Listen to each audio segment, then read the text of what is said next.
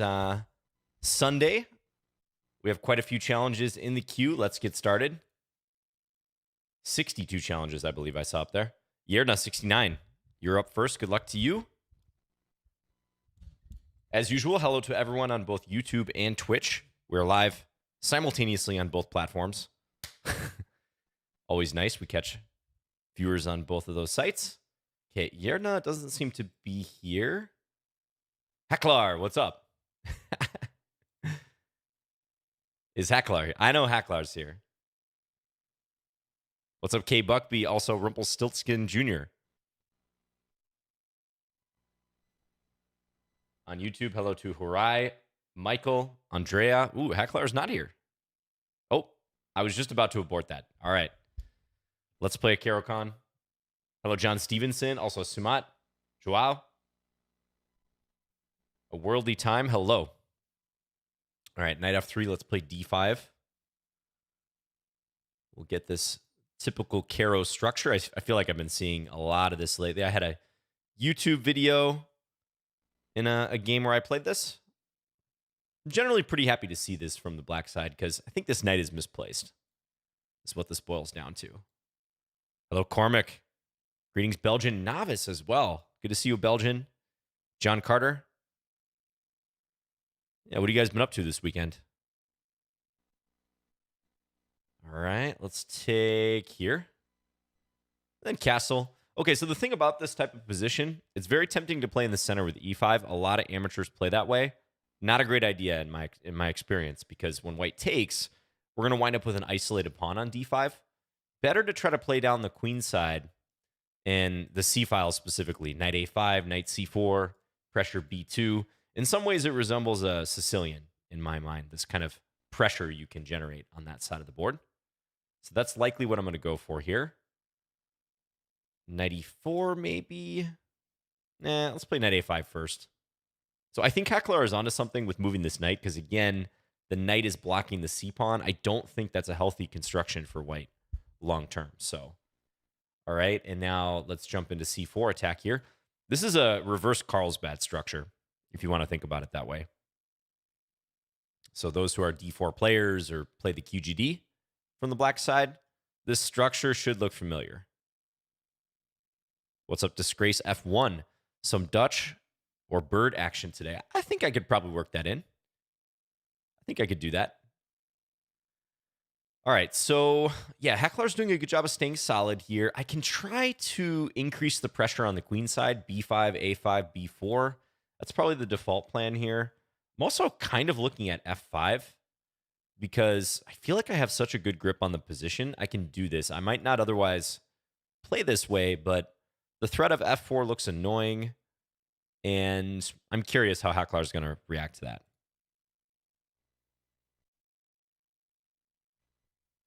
Hello, Zealand Zen says, John, sometime I hope to get your photo in St. Louis.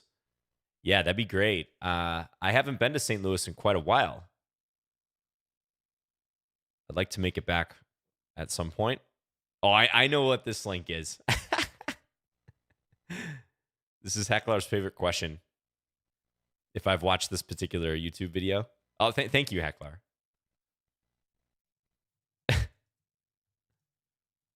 I didn't know where to find it. The first time hearing about it. It's like the Rickroll of the chess world. What's up, Lawful Waffle? Do I have any Nelly queued up? You know, I kind of wish. I don't listen to music very much when I stream, but I'm a big fan of that station, like on Pandora, the Nelly station. Okay, so I think Hecklar's going to play b3 next. Let me consider what I want to do against that. Let's go g4. I'll try to attack. I've thrown these pawns up the board, so stands to reason I want to continue the momentum.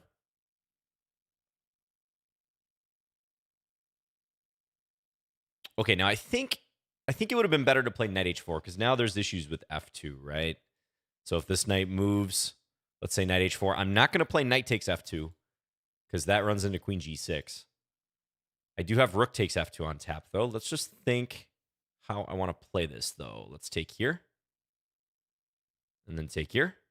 This remains weak. So we picked up a useful pawn. Game's not over, though. It's not over yet, Josh. Name that movie.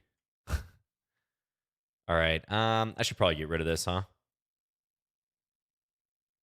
Oh, Heckler wants a trade. You know I've never said no to a trade.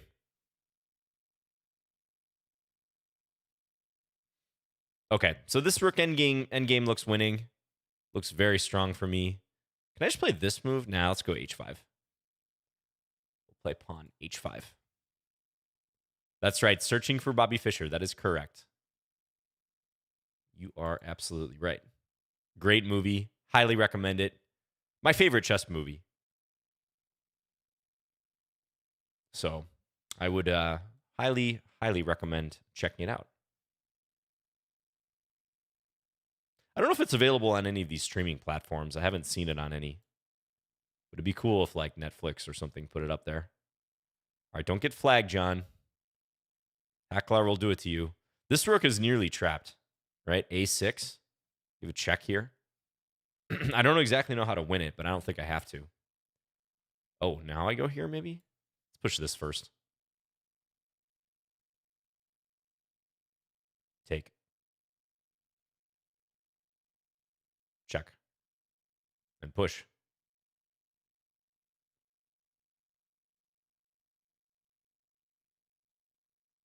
All right, this should do the trick. Think I can get the job done here. Check. Trade some pieces.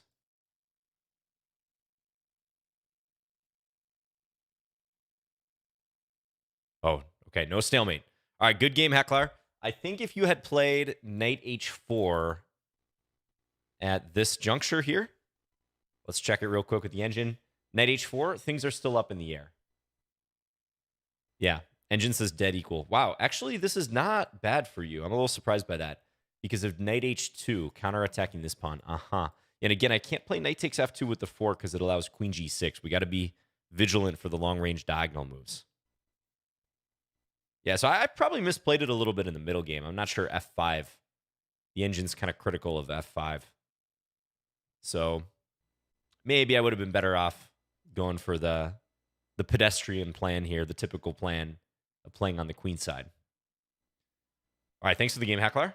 Always a pleasure. Let's accept another challenge here. Elegant turnip. Good luck to you. How's my screen capture? Reasonable.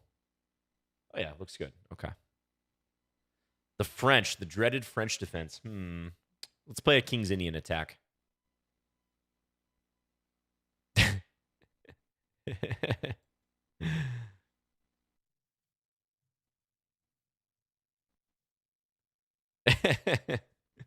All right, bring it, turnip.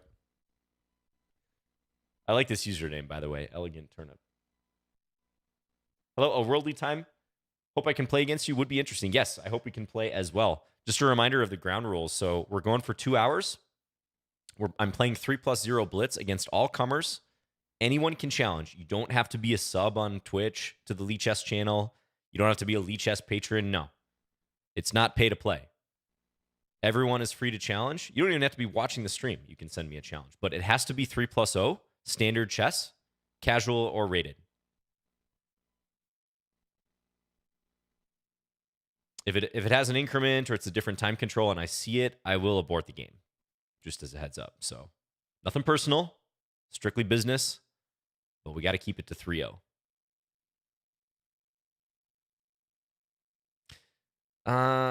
Harry Potter and the Philosopher's Stone is the best chess film, surely. Is that the one where they have the, what is it, like wizard's chess? Which I think is actually a Portuguese Scandinavian. It was a modern Scandinavian Portuguese variation. You can Google the game if you're curious. Okay, so this should be favorable to me. Black's a little bit cramped. This pawn on e5 tends to split the board in two. Makes it hard for black to migrate their pieces over to the king side if I start attacking, which I'm going to attempt to do now. Rotate this knight over. Once it hits g4, there's a lot of potential sacrificial ideas. Only thing is, do I play h5 first? I'm kind of torn. Let's play knight g4. Hello, Mohammed. Thank you for tuning in. I read Waitskin's book where he pointed out the difference between the movie and what really happened. Oh, yeah, you're talking about Fred Waitskin, Josh's father. Yeah, I think I read that as well, Searching for Bobby Fischer, the book. By the way, one book I really enjoyed as a kid, and I would recommend it to adults as well, is Josh Waitzkin's Attacking Chess. Have any of you guys read that book? Josh Waitzkin's Attacking Chess. It's pretty fascinating. It's mostly about his life, like growing up in the New York chess scene. Let's block this bishop. I don't know if I want to take this bishop yet. It includes lots of examples, anecdotes from games at the Marshall, games he played in state and national U.S. competitions as well, with the theme of calculation and attacking. Really enjoyable book. I mean, it's been probably 20 years since I read that book, but. Okay, should I take that bishop? I think it's time to take this bishop. Let's go ahead and do it. Searching for Bobby Fischer is on Hulu. Oh, interesting. Huh, there you go. Thank you, Sender Gambit, for the heads up. If you have Hulu, evidently you can check it out.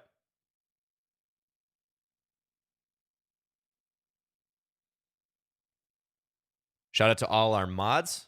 Everyone say hi to the mods on Lichess. We got a few in the chat here. Bakuz, No Joke Chess. Who else is here?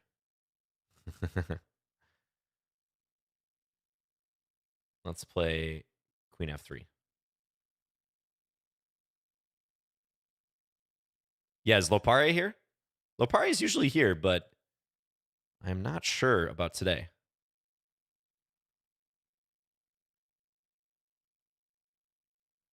Thanks to Lichess, as usual, for putting on Lichess Plays. It's amazing to do this.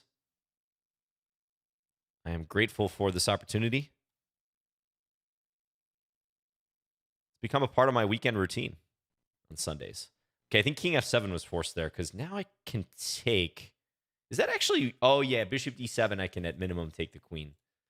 Thanks for the game, Turnip. If you go King F7, how bad is it? Let's see. You try to guard the pawn. I was thinking I have check, but then you come here. I can maybe crank up the pressure like Bishop H3. This doesn't look winning yet, though. Engine says it is. H5, try to come in here. Oh, okay, yeah, H5 is inconvenient, isn't it? Because you can't go Rook G8 due to this pawn dropping on E6. Yeah, so probably bringing your queen away from the defense of the king side is the final straw. Looks like you're worse here for sure, facing this dark square bishop, but queen B6 runs away from the defense of F6. Thanks for the game. Let's keep rolling here.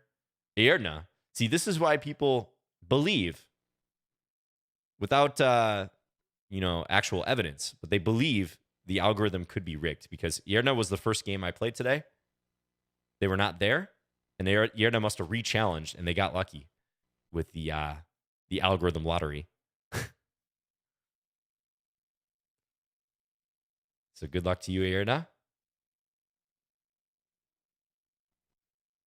Okay, what do I want to play here?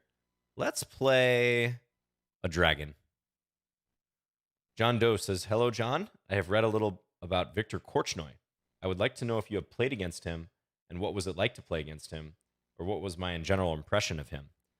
So, yeah, unfortunately, I never got the chance to play Viktor Korchnoi. That would have been amazing. Multi-time world championship contender. Played some memorable matches with Karpov in the 1970s. Very high intrigue. You know, if social media and streaming videos were around, YouTube videos were around at that point, that saga would have just absolutely blown the doors off of, sagas that we're enmeshed in today.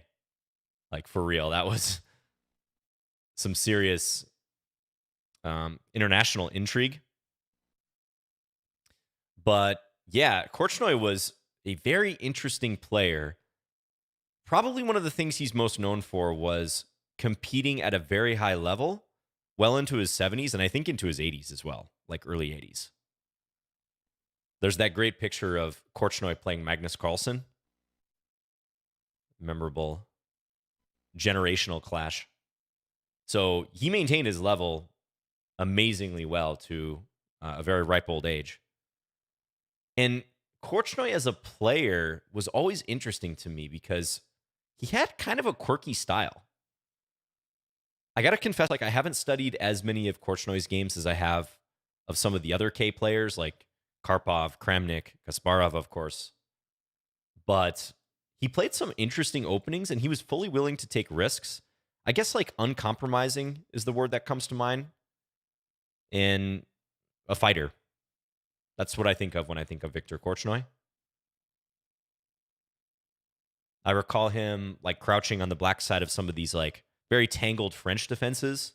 And he played a lot of these lines where, like, white goes queen g4 and attacks the pawn on g7 and win-aware Frenches. He'd play, like, king f8 or g6. And I don't see too many top guys, even of the past, like, going for those positions.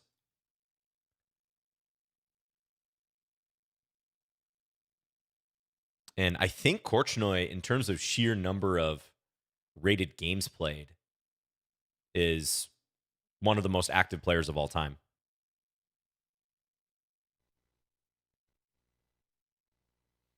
But yeah, I would have loved to play him, but I don't think I ever even played in a tournament where he was playing. Maybe I could have taken there. No, this knight was defended. That wouldn't have worked. Probably the closest I would have had as a chance to play him. I know he played in Las Vegas once or twice at, like, the North American Open or the National Open, which is a tournament I played before. Okay, rook b1. So if this queen were not here, I would have rook takes b2 and then take the knight and pick up the rook. Let's maneuver my knight. I think this could be a good idea.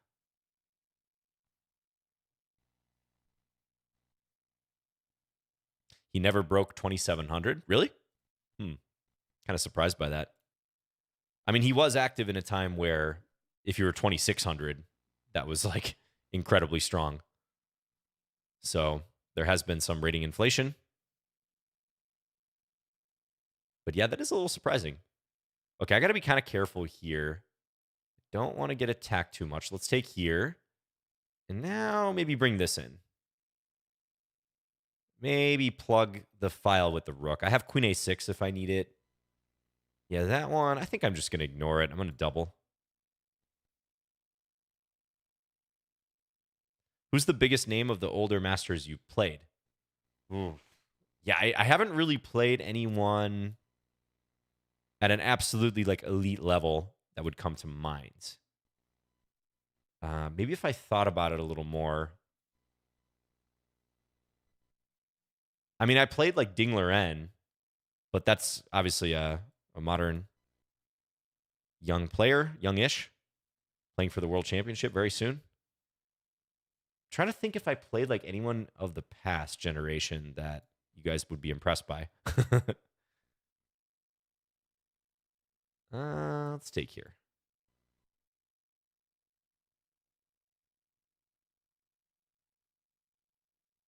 Never played Yasser. Played him online before, but never in a tournament. Let's go here. Knight b5, maybe I take this pawn. Now I'm going to rotate my king around.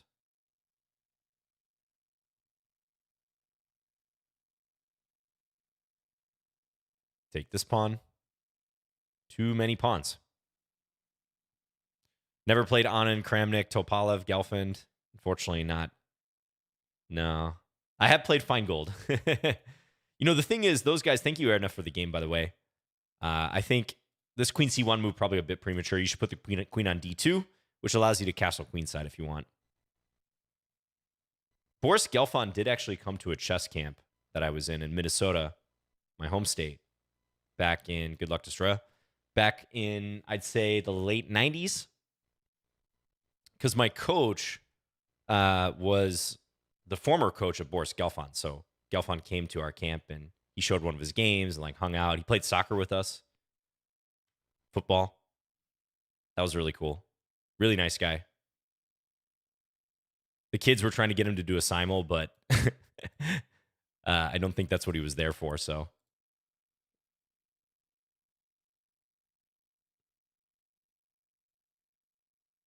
but yeah, like going back to these real top names, it's so unlikely me as an international master would ever play these players that you guys are listing. The Anands, the Kramniks, Topalovs. And really take any top player two of this day and age because they compete in these closed tournaments for the most part. It's not in their best interest to try to risk their rating and play like an open event unless they're getting paid handsomely to do so. So there is this bifurcation, this separation of title players. Actually, I would say the separation is really like a world elite, this rotating 30, maybe 40-ish players. 40 is probably even pushing. It's more like 30 players who get invited to a lot of these events and consistently play against one another. And then everyone else, like even if you're 2,700 FIDE now, you're probably still grinding it out in open tournaments for the most part, unless you're getting invites to exclusive events. There's some exceptions though, like you guys know the Gibraltar Open tournament, Gibraltar Open. That's one where you sometimes see the big names playing. Like I know Mark Esserman, famous Smith Morra Gambit player and author, Mark Esserman. He played Anand at Gibraltar several years ago and actually drew him. Have I been a second to some big player? No, I have not. No, I don't think I'd be qualified. Hello, Blade Master.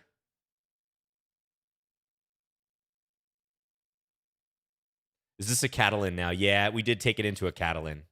Started out off as an English with G3 and then morphed into a Catalan. Let's go Bishop F4.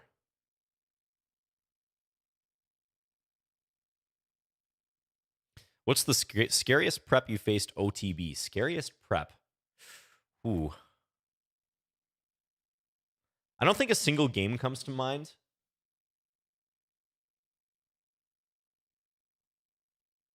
And it's also hard to know because people don't reveal. Ooh, careful, John. If I take here, there's queen c6 check, and then the queen would be lost. So we got to take here first. I'm trying to think if there's a game I played where I just felt like completely outclassed from start to finish preparation-wise. I'm pretty good about sensing when someone has prepared something and mitigating the risks, like in entering their prep. Doesn't always work, but I do try to be very mindful of that.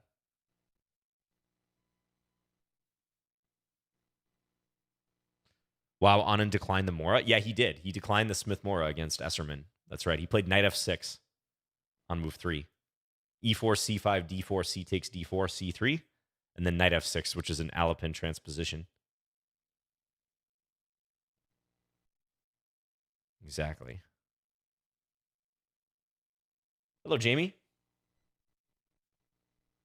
John, do you have any other hobbies? Nope, only chess. No, of course. I have some normal hobbies.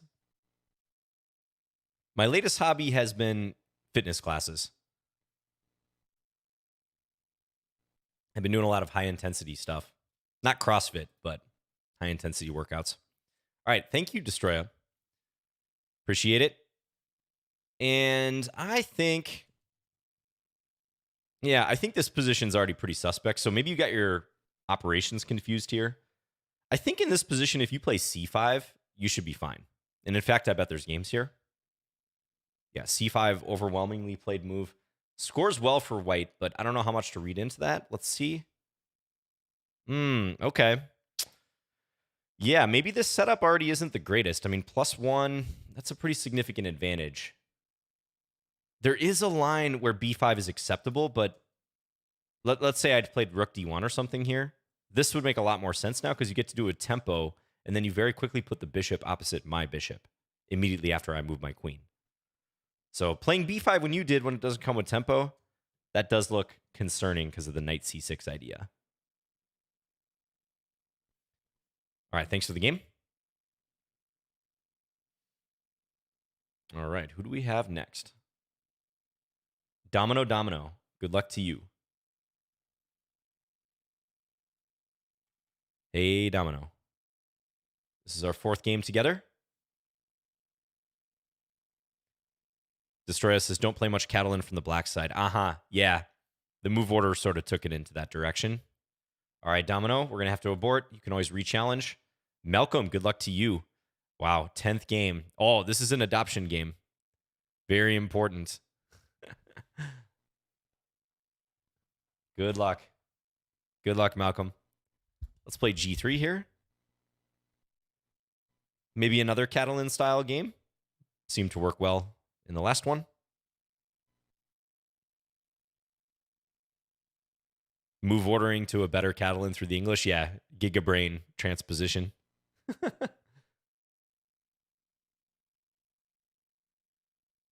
The searching for Bobby Fischer line. He only plays chess, no other interest. Yes. Yeah.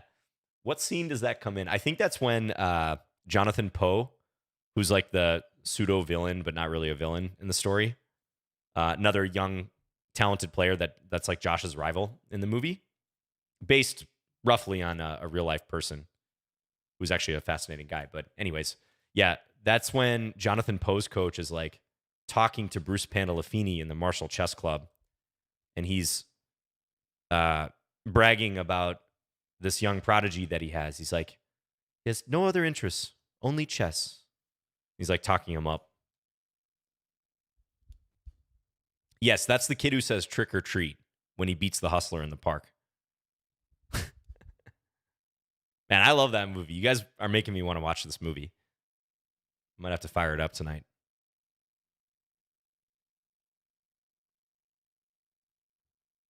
And there's some notable real life chess players who make cameos in that. So Bruce Pandolfini himself, famous coach, he appears in one of the scenes where Josh is playing in the park, I believe.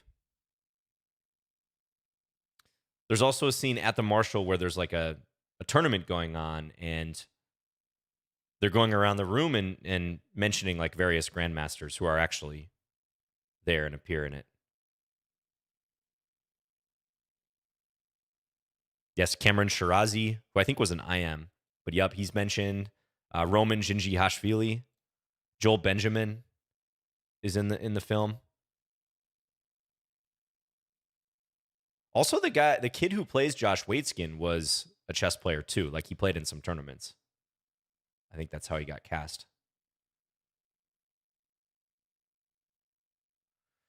Okay, knight d7 is a good move. Trying to break out of this. How do I want to respond to that?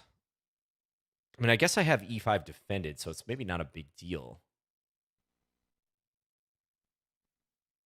Yeah, let's just play rook c1.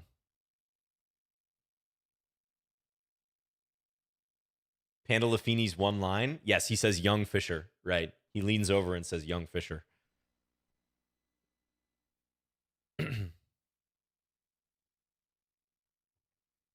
Pandolfini was portrayed as kind of mean in the movie, and I hear he is very nice. Also, he has like an Irish accent or like a Scottish accent. I forget which. And he's an American guy. But the actor who plays him in the movie, I think is it Ben Kingsley is his name? He's like, yeah, I just imagine this guy having like a Scottish accent, so I just went with it. And it worked out pretty well.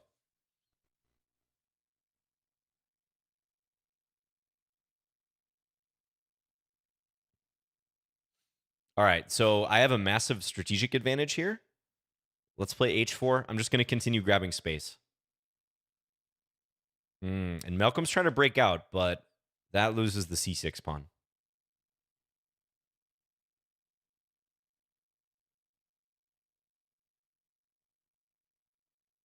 Hey, thank you, Taylor. Appreciate that.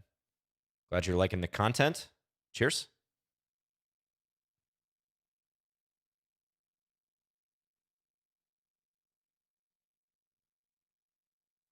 Also, remember Lawrence Fishburne's in that movie, too. Plays Vinny.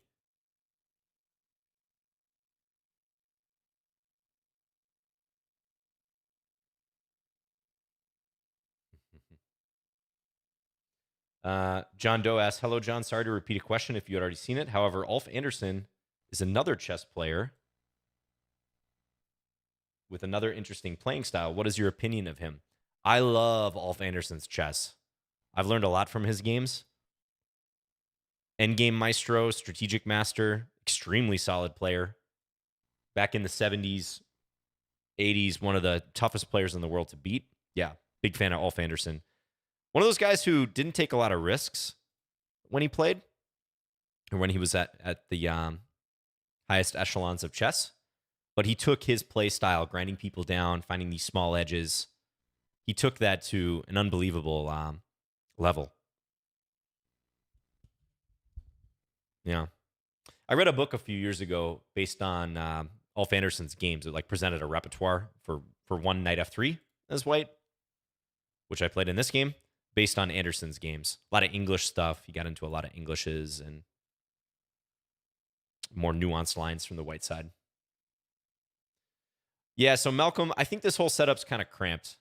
I'm not a big fan of this like semi-Slav type setup when white has arranged their pieces this way. Fianchettoed light square bishop, knight coming to d2 rather than c3, so there's no danger to the c4 pawn, and this e4 move. I think you'll see that the percentages are not that great for black out of this.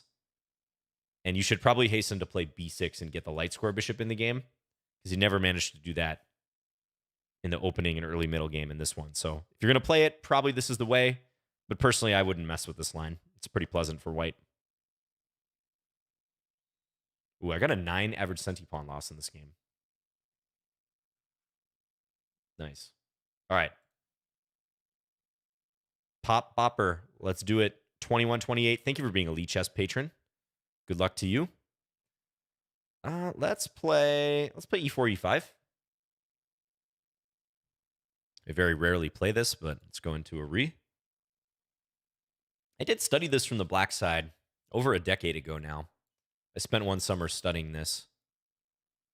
And although I played it and had some success, I always felt like I was running into people's pet variations and just constantly battling the Spanish, the Ruy Lopez.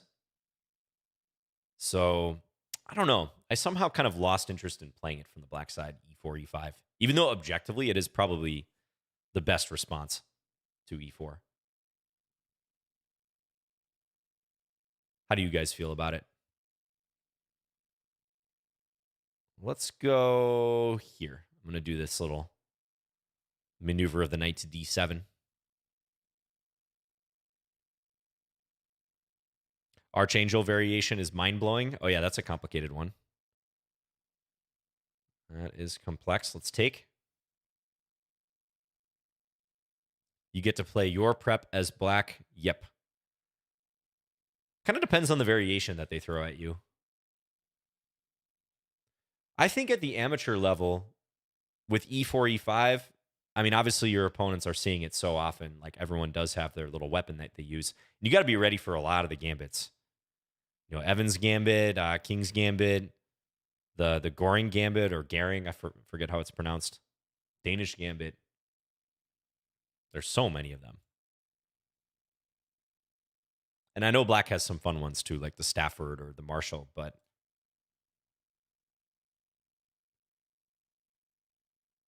just make sure you're ready for those. Okay, I feel I'm slightly better here. Not a whole lot going on, but this pawn on d5 strikes me as something that could be weak later on. Maybe I'll target it right away. I'm not sure.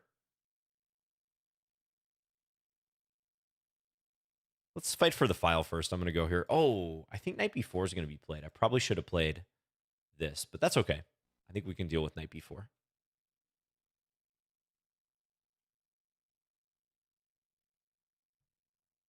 All right, we'll go here. The Janish Gambit, Traxler, Ponziani, Counter Gambit. Ponziani Counter Gambit is your favorite repertoire against e4. Oh, I see. Got it. Yeah, the Janish is very interesting. I played that once. Exactly one time. also known as the Schliemann. The Schliemann attack. That's another line from Searching for Bobby Fischer. All right, I need something energetic here. Let's take, and then I'm going to play e4. Hello, Zachary. Thank you for tuning in. Thanks, everyone, for tuning in today. How many viewers do we have right now? We have, let me refresh. It says 1 on YouTube, but I'm pretty sure that's wrong.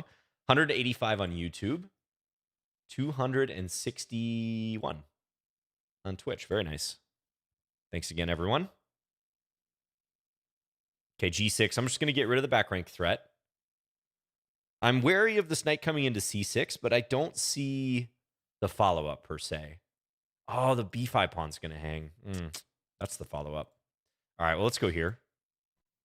Maybe I can bring this rook down.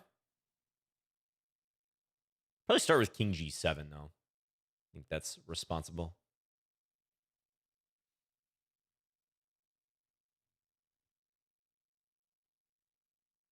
Okay. Leaving that exposed, but I guess it's fine.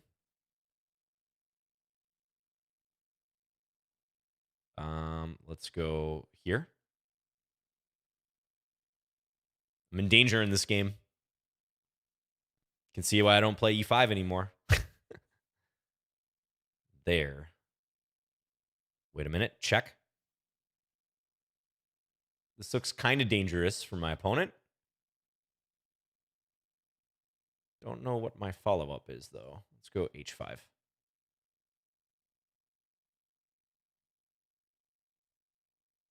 Oh, I see what they might do. Let's go here. Stay active.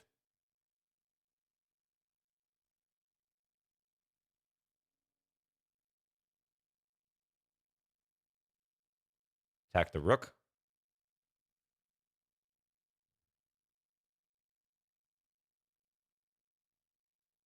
Take this.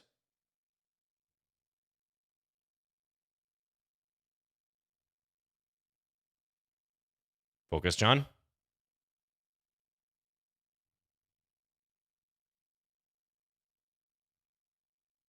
Oh, this hangs. But that's not so clear, actually, because I can go here. What's going on? Your guess is as good as mine. Do I have enough counterplay against this and this? Generally, it's good to get something going towards your opponent's king in time pressure. So I do like that white's pieces are all over here. Let's pre-move this capture. What is that? But take.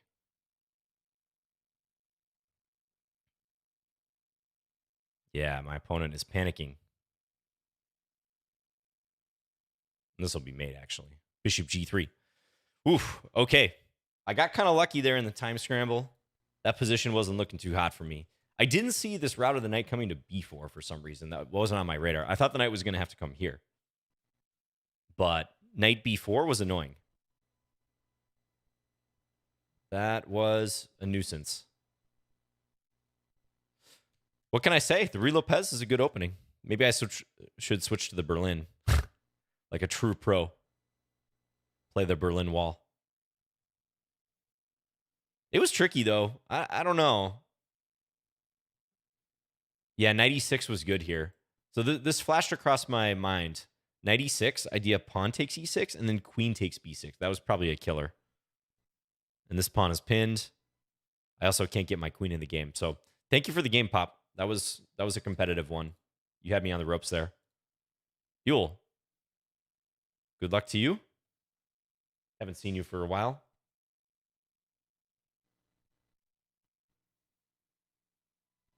Are you there?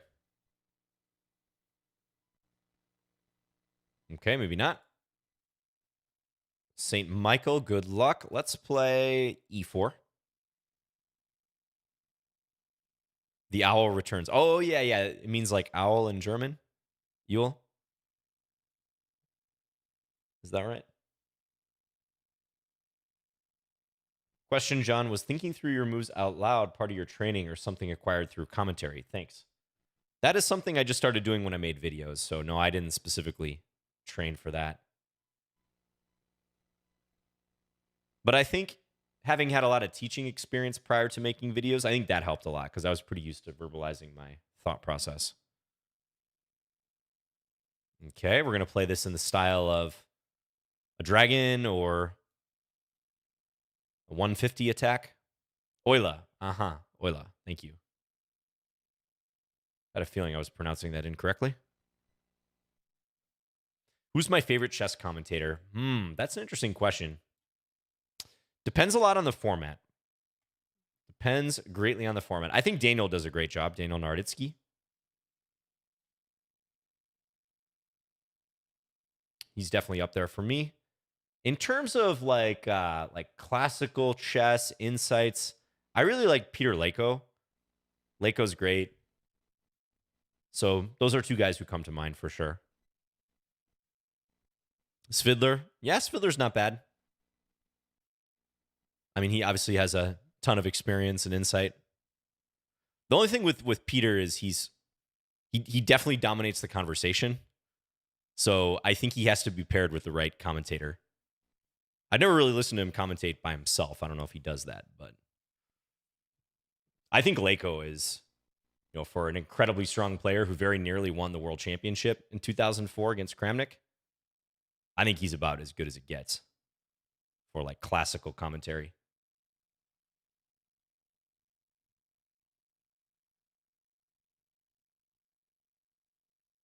What's up, Doubtful Alchemist? I'm not sure my attack is going down in the best possible way, but I'm breaking through. G3.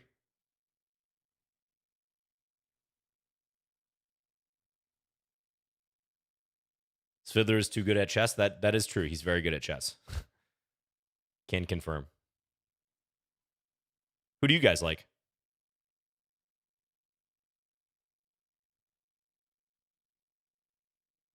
Let us take here. Pepe Cuenca. Yeah, I don't know. For me, it really depends on the format, like who I would prefer to listen to. Like, obviously, if it's like a speed chess championship match or something, the more hype commentators, like I don't know that Leko would be my top choice in a format like that, but Daniel does equally well in more fast-paced stuff where the action's developing quickly and also just insights into long time controls.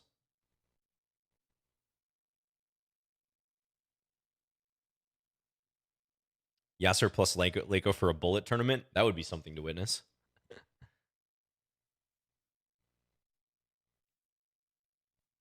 Danya and Hess. Okay. Robert Hess getting a lot of love. Yeah, he's really solid.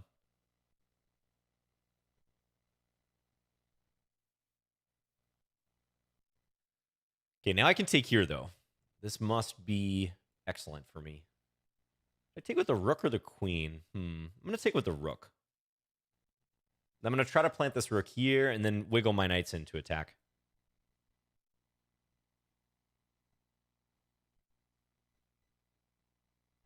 I just love it when Levy screams the rook.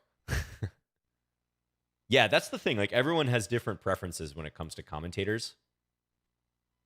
Even though I'm American, I got to say, I don't necessarily identify with like what I perceive as over the top enthusiasm in commentary. Like, I sometimes wish a lot of these commentators would just speak up about the position normally. But I do recognize that a lot of people like that stuff. But yeah, I more prefer like the excitement, but contextual and like appropriate to what's going on the board versus like the excitement level always having to be high, which I kind of felt like in the chess.com global championship that the commentary was almost over the top with the excitement because it was just like constant. Like I almost felt like the commentators were like forcing it at times. All right, St. Michael, thanks for the games or game singular. I think you might have been close to okay. Roundabout here. Knight G8 looks wrong. Let's check it out. Okay, so this is good for white. I thought you might have a chance to block this up somehow. Knight g8 is the second best move, but this is already plus 2.5. I don't know. Yeah, maybe this whole setup is a little dubious for you. Like, I was actually thinking f5, f4 was a decent idea for you to try to block it up. It wants me to go g3 here. Yeah, this is a good point, because you could have played g5. I don't know that I noticed that in game, or if I was planning to do this. But that's probably the way to slow me down here, is go g5. All right, thanks for the game. Maurice Ashley is too enthusiastic for you. I guess he's one guy that comes to mind, like, who has that like very high energy style. But there are others for sure. And again, like, it's good we have options, because many can enjoy that style and like it. That style, I think, plays very well to the casual audience. Trong, are you there? Which the casual audience is a huge percentage of the overall chess audience. Trong may not be here. Let's abort. Go on to the next one. I guess my thing, I would much rather watch a commentator who, like, I can imagine speaking about the game in the same way, like if I were sitting across from them, or like watching them in a coffee shop or something play and talk about the game, versus like the ESPN NFL Network style of coverage, that the enthusiasm seems over the top and a little forced.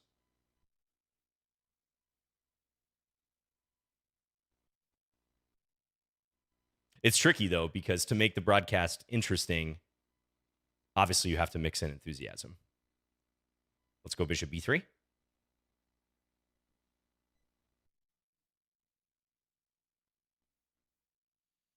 Okay, we're in one of these positions. Let's maneuver. Knight bd2. These Joko pianissimos. Go h3. Black's going to rotate the knight.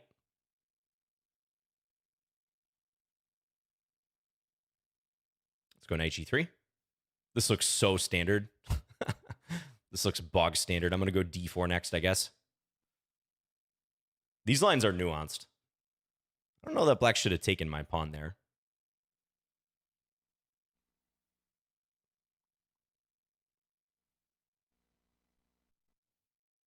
I know, right, Grabarino?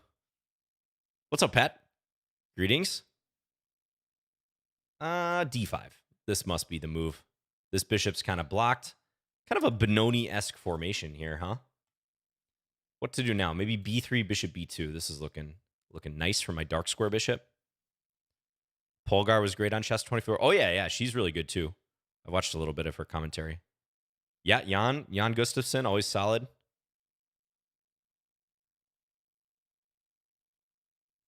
What is your opinion on the commentators using engines or engine bars? I like neither of those. I like just the unfiltered commentary. I want to know what the commentator thinks as a human. Knight f5. This looks strong, right? Because if takes, I unveil the attack on the queen. I also hit g6. Knight e5 could be played, but I have multiple pieces bearing down on e5.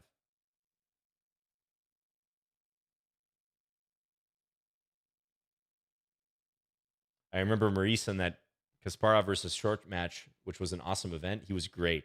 Yeah, he has a lot of good clips, like going back to the 90s.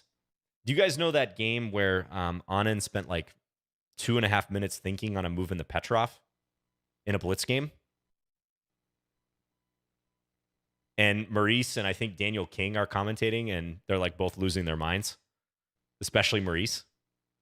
Yeah, make a move. Make a move. This is unbelievable. Who was on and playing in that game? Was it Ivanchuk? That is a pretty good video. See, like that to me makes a lot of sense, because it's a blitz game. Like someone thinking for 2.5 minutes. Oh, Smirin. Okay. Someone thinking for that long in a blitz game, like that enthusiasm matches the time control. Should I go here? Let's play this one. I don't think my light square bishop's particularly good here. Let's start playing a little faster because I'm getting low on the clock.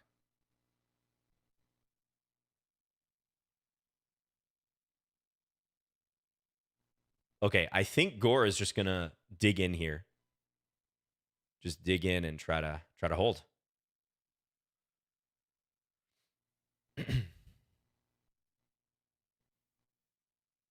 Where's my breakthrough gonna come from? Is it gonna be on the king side? Is it gonna be on the queen side? To be determined. Let's take once. And then I'm gonna go. Yeah, I'm gonna play over here, I think.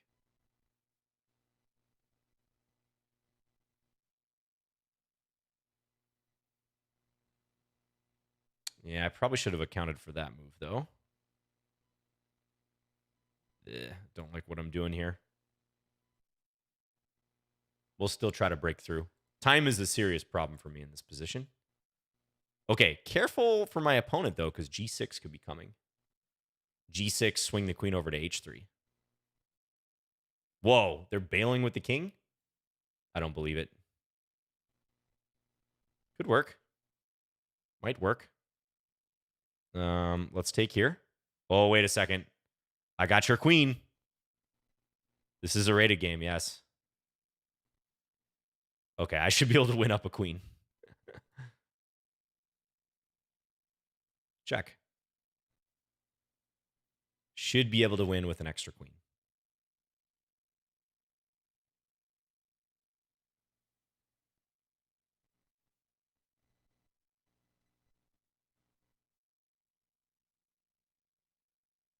There we go. Okay. I kind of got bailed out by my opponent. Whoops. I meant to click. I meant to click go to the next game or analysis board, and I clicked rematch. We'll just say GG. Yeah, good game, Gore. I think in that one, I probably had something better around the time I played knight f5. Let's make a move here. Good luck, Axel. Oh, England Gambit. All right, bring it on.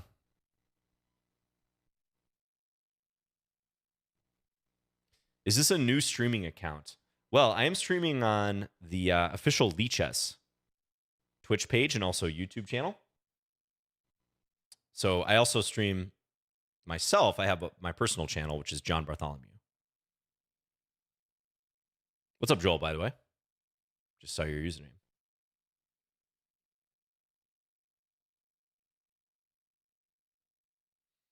Okay, so I think this is the way to handle this particular gambit my opponent's trying to throw at me. This version of the gambit.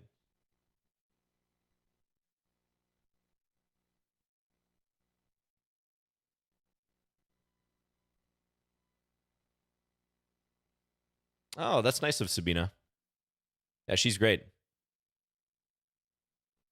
You like Daniel King's commentary? Yeah, Daniel is great to listen to. Daniel King.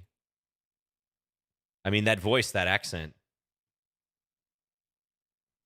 What's not to love? And he's been involved in chess commentating for a long time. So he knows his stuff. My opponent going to castle kingside? I don't know. I like Aman as a commentator. Yeah, Aman is awesome. Aman's really, really good. He's like a versatile dude. Like, he's a great teacher, great streamer, commentator,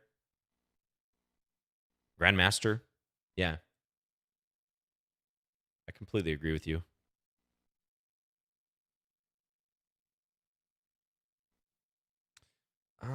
Here or nah, we'll go queen a4. Not bad at boxing. Yeah, he's right. He's a pretty good boxer too, as Lawrence Trent found out. What's up, Josh? Thank you for tuning in from New Zealand. Thank you very much. So tempting to take here. Probably bad though. Let's play knight d4. I think much more responsible move. The Hess-Naroditsky duo. That is a classic duo, isn't it? Commentary pair. Okay, and if here I have bishop g4, also maybe even b3. Do I want to try chess boxing? Absolutely not. Absolutely not.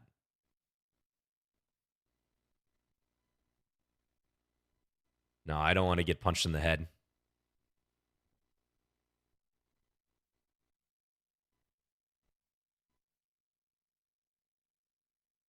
I think it would be kind of fun to train for, but actually doing it, yeah.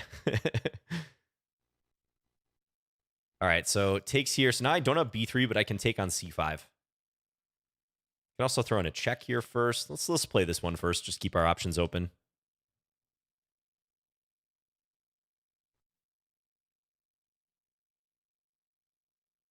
Am I doing any live commentary myself?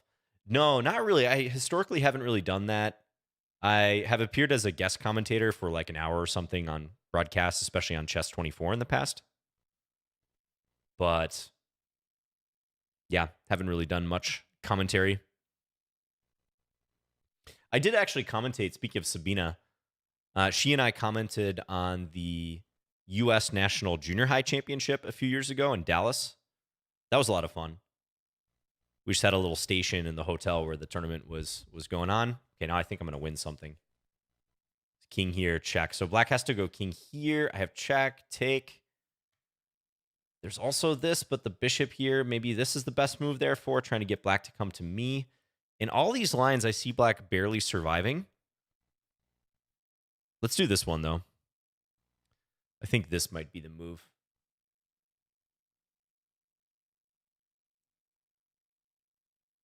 If here, at minimum, I can take there. But knight d7 might be good, too. Nah, knight d7, bishop takes e6. Yeah, let's just take here. My opponent's very low on the clock, too, so this should be good. Take. Maybe there's a better way to play that, though. I feel like I left some advantage on the table there. But I should be able to win this one. Up a bishop in 45 seconds.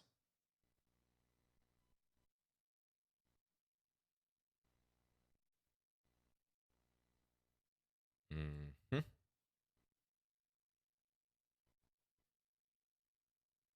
Play b4, restrict the king.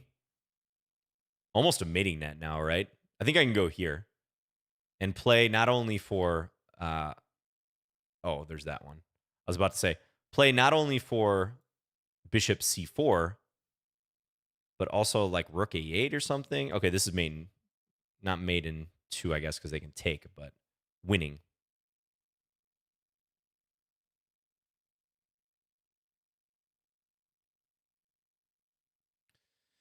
Winning. Play for checkmate. All right. Thank you, Axel, for the game. Did you ever have full compensation for the pawn? So this is the England gambit. Probably a losing gambit, but popular. There's traps here. Normally, black plays knight c6, and if knight f3, queen e7. I would recommend looking into bishop f4 and understanding why white is significantly better after that move. You have to dodge some tricks after queen b4. But yeah, there are versions where they play like d6. I remember there's a guy I play in Bullet on Lichess who likes this version of it. And I remember the engine being pretty enthusiastic about bishop g5. I think that player plays knight c6 here. And the engine suggests bishop g5. So that's why I played bishop g5 in this case too. Looks good. But I don't know. I think it's borderline playable for blitz, bullet, this type of thing for black. Yeah, I mean, black's only a little bit worse at this point.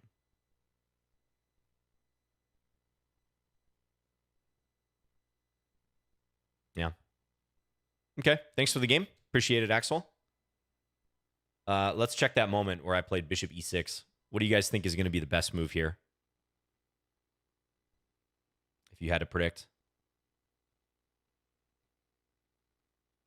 Borderline playable. Always what I like to hear about my openings. This is Tatterhood. Nice. b3, I thought about b3. I don't know about that move, though. It does threaten this, but black could play maybe like rook f7. Oh, but I guess you could trade. You could go after the bishop and then play king b2. Yeah, b3 might be the move. That might be it. Knight a6 check. Oh, you just want to bank the pawn and then go after this? That's kind of similar to what I did in the game.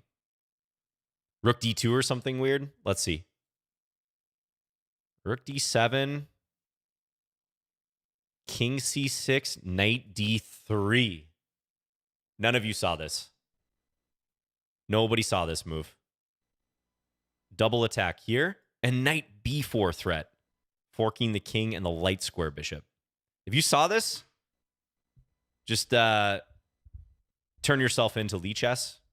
You are using Stockfish. Confess. Triple Cross says, I totally saw it. Hello, Mark R. Thank you for tuning in. What's a beautiful move? What a beautiful mate. Not checkmate, but Gary Kasparov impression. Wow, that's nice. Yeah, that wins a piece no matter what. And the knight even as a side benefit defends f2. b3 is up there, though, so those of you who said b3, give yourself a pat on the back as well. I think that also like nearly wins a piece. A little messier. Okay, this is still +4, 4.5, whatever. We'll take it. All right, thanks for the game. Anti-chess, please do not beg for a game in the chat. Everyone can challenge. Everyone has an equal chance of being selected. Okay, Bruddy Allen, good luck to you. Let's play the bird because someone asked about it. That is a nasty move. Classic, difficult to see move, right? Knight d3, the backwards knight move. Oofta, as we say here in Minnesota. Oofta.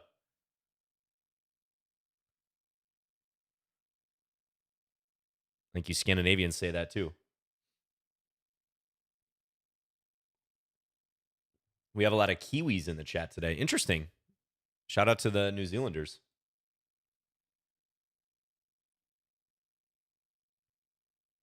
What's my response to e3?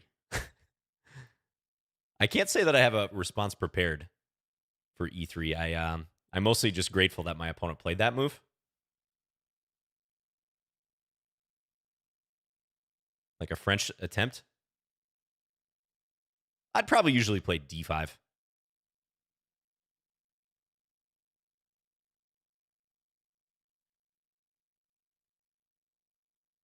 All right, so I'm playing this in the style of a Leningrad Dutch, right? Like that's kind of the parallel being drawn here.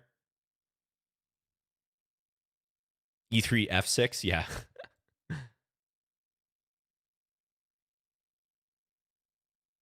How to play against the bird. I think d5 is probably the strongest response to the bird. So as my opponent played here, I like fianchettoing the dark square bishop. So that's a reasonable option. I think this type of position should be pretty good for me. I could play e5. I can play bishop e3, rook d1, which I think is what I'm going to try to do. I feel like I am taking over the center here, maybe more than I deserve.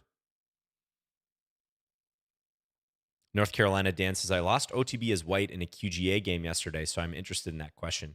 QGA is a good line. I think the QGA is underrated. I guess I don't have a ton of wisdom to impart there. Let's play rook f2, kind of an interesting move to defend this. I mean, the pure Queen's Gambit accepted d4, d5, c4, d takes c4. That position, probably e4 is the best move for white. That's what I would recommend studying. Now, I have a d4 course on Chessable. It's a free course if you want to check it out. It's like 45 variations. I actually recommend e3 on move 3 because I think it's simpler and it regains the pawn more easily. But that's like the trend of the repertoire. So strictly speaking, I do think e4 is a little bit stronger. All right, now here, I need to play carefully to maintain an advantage.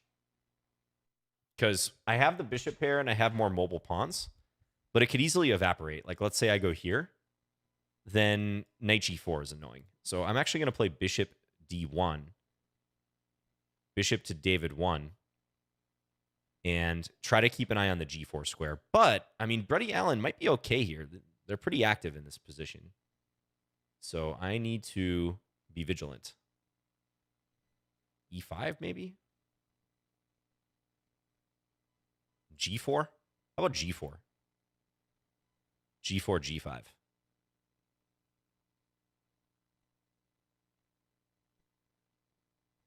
This is already a quirky setup. The way I've arranged my pieces and pawns. Oh, yeah, this is a rated game. All right, Brady Allen has a free shot at my rating.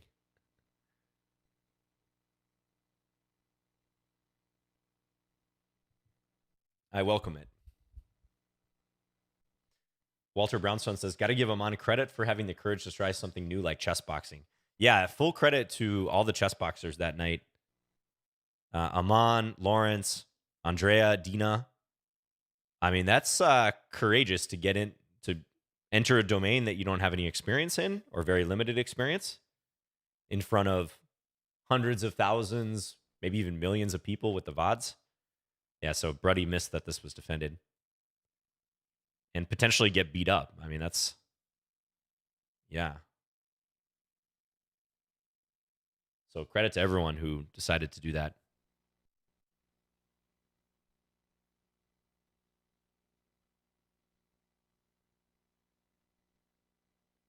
Brady Allen said, oh no, my knight. But without the trap part. Okay, let's just take. Take again. Go here. Would I chess box Lawrence? No. I wouldn't chess box anyone. I wouldn't box anyone.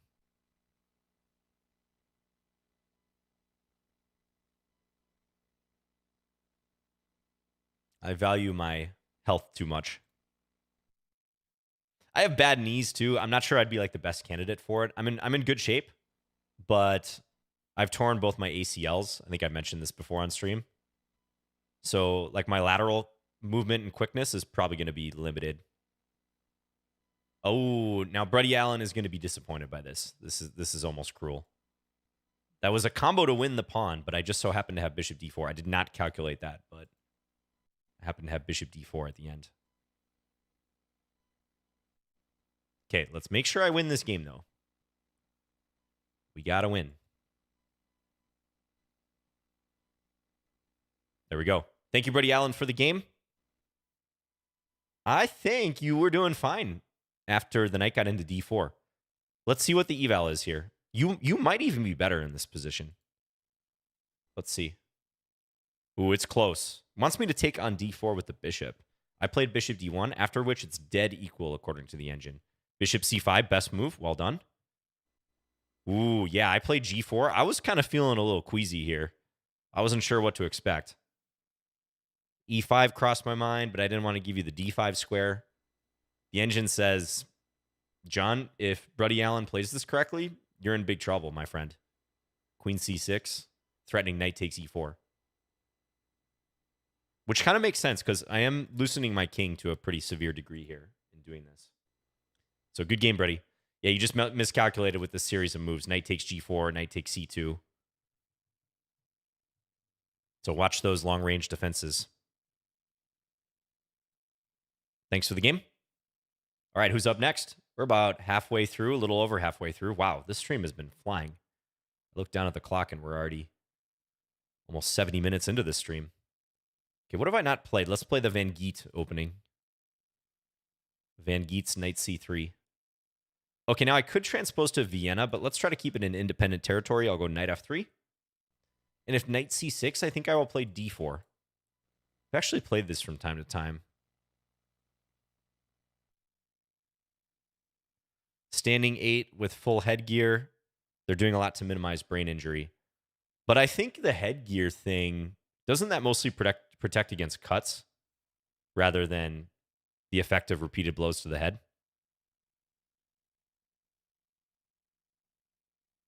Still very risky, even with headgear. Hence why, like in the Amon and Lawrence fight, the referee stopped it pretty quickly. You know, maybe if they were professionals, that would have continued. But even then, it's like getting into dangerous territory. You'd hate to see someone severely injured. This is kind of interesting. I'm playing like a Scotch. Wonder if we have a transposition to a Scotch.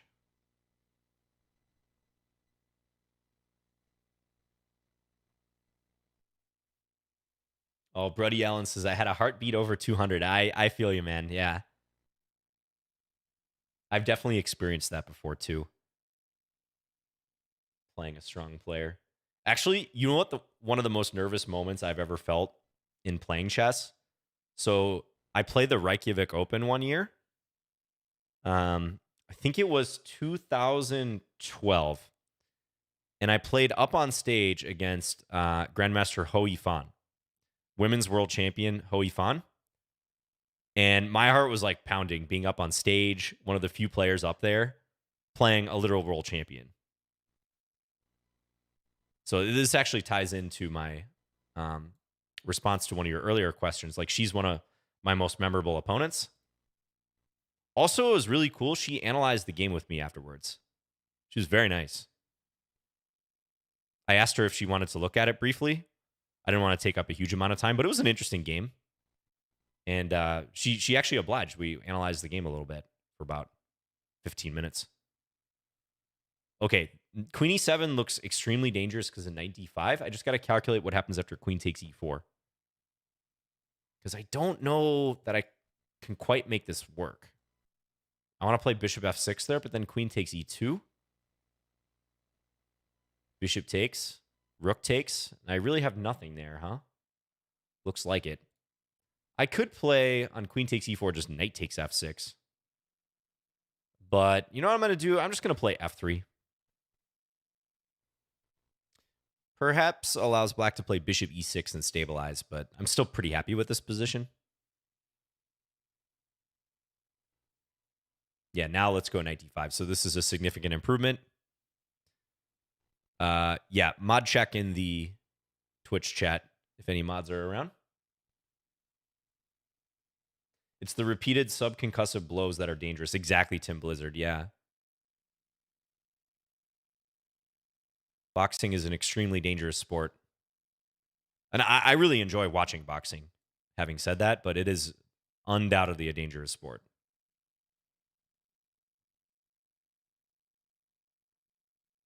It's more dangerous than MMA, which also has its fair share of dangers. Okay, let's take. And c3 here. So I've won a pawn. Queen b5 might be an interesting move too. It doesn't really threaten much, though. Maybe I just tuck the bishop back here. How about that? Let's do that one. That's a nice compact move. I'm not sure I want to make a weakening pawn move around my king yet, so let's do it.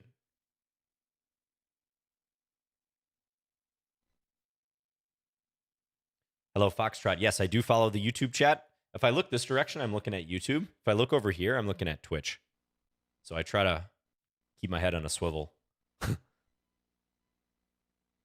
F4. All right, let's speed up here. I need to play faster. Yeah, my game with Ho Yifan was the Spanish. Excuse me. It was Uri Lopez. She outplayed me in pretty nice fashion in that game. It was instructive. It was competitive, though. I think I was pretty close to equalizing in the middle game.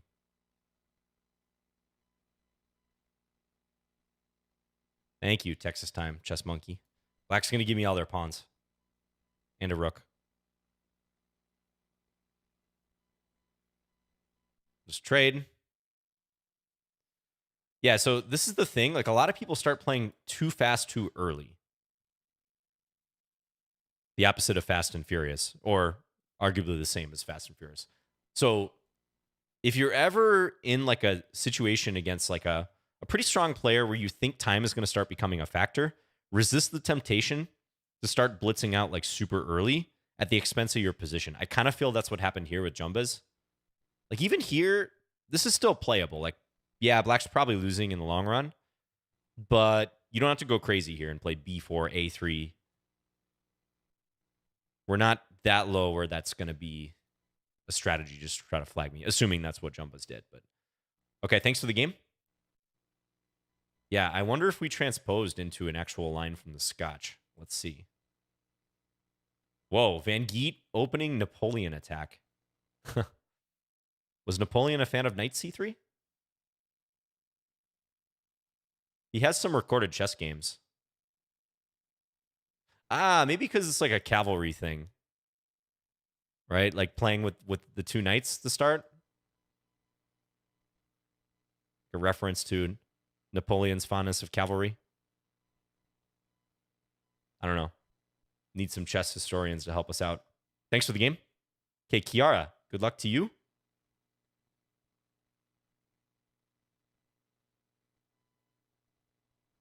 D4 was where it became the Napoleon attack. Interesting, yeah. I wouldn't mind playing that position again. I've had some good results from there. Where are my Scandi players at? Playing the Scandinavian. Let's do it. E5 is a pretty frequent response at the amateur level in the Scandi. So, okay, let's see if I can run knight takes E5. The knight takes E5 trap through this.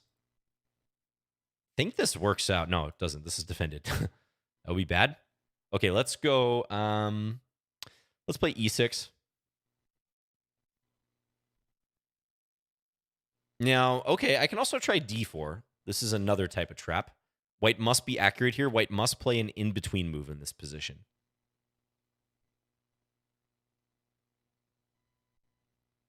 In-between move. Yeah, because this allows queen A5 check. Picking up the bishop. I literally joined the stream to see you playing the Scandi, John. Well, good timing if you like the Scandi.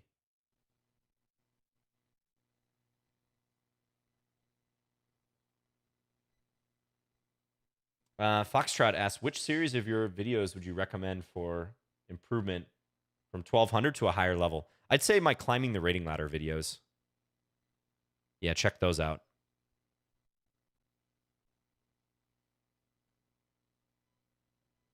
I'm going to make yet another queen move. Attack this pawn here.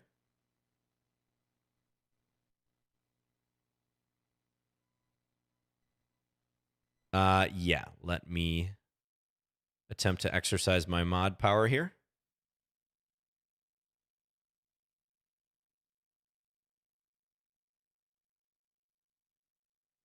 There we go. Just had to ban someone. Looks like we're short on mods.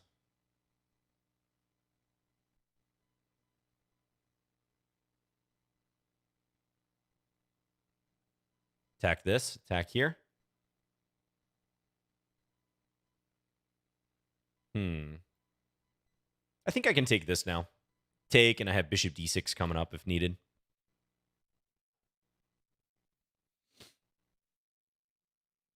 Oh, very nice, Blitz. You're studying the Scandi course. Excellent. Yeah. The queen d8 Scandi is still a pretty good, compact response to e4. It's under a bit of pressure in a few lines, but in a very, very high level way, I'd say, that you're not likely to encounter in your games. I also play a lot of the 3 queen a5 Scandi. So within the queen takes d5 system, I think the queen a5 variation is holding up pretty well. Is the modern Scandi good? You know, David Smerden seems to think the modern Scandi is better than the queen takes d5 Scandi. So you're going to get differing opinions. It's a little riskier, I think. There's more gambit lines. But if you like more dynamic positions that sort of play like an Alekine's defense, you could check that out. You can definitely check it out. All right, how about knight g4 here? What are the chances I get a mate on h2? I could see that happening. Bishop takes d6, queen takes d6, knight e4, queen takes h2.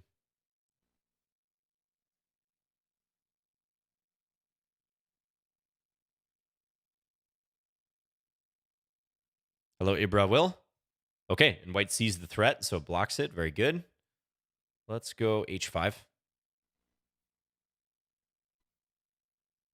Yeah, feel free to send me a challenge. Anyone is free to challenge me here for Lichess plays. Just remember, guys, I'm not taking challenges selectively. Let's do this. I'm going to give the pawn here.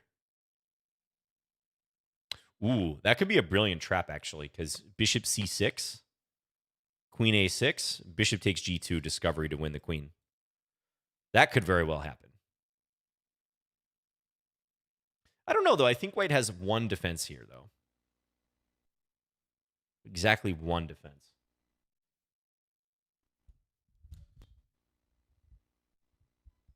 I was thinking one of the knights to e4 should be played because, yeah, this allows this little discovery.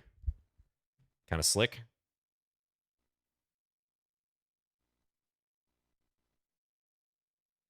Bishop b5 check is very comfortable for white in all variations.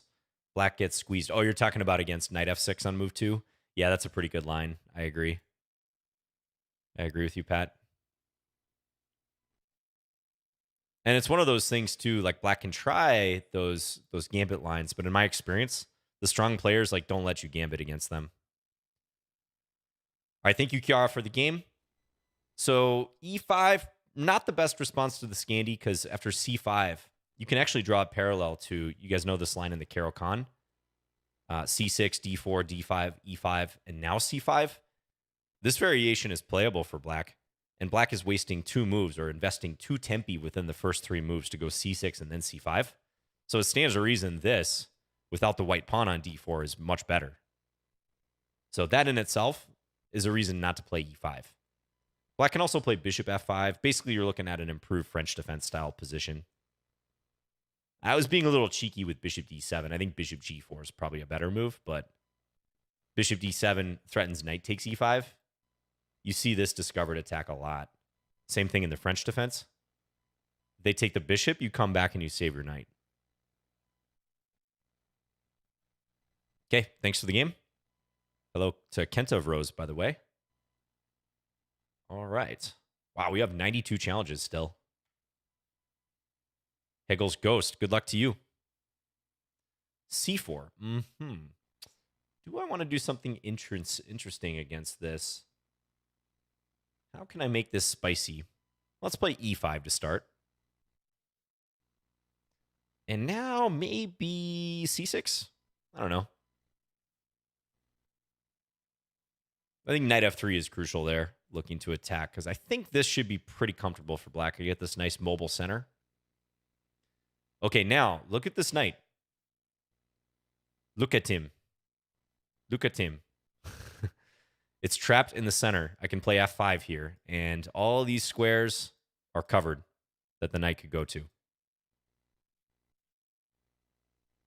So sometimes knights get encircled by mobile pawns like that, even in the middle of the board. John, what are your thoughts on the Rousseau gambit? I think it's a pretty bad gambit. Borderline losing. On par with the Stafford. If white knows to play d4. That's the one in the Italian, right? Just so I'm clear. e4, e5, knight f3, knight c6, bishop c4, f5.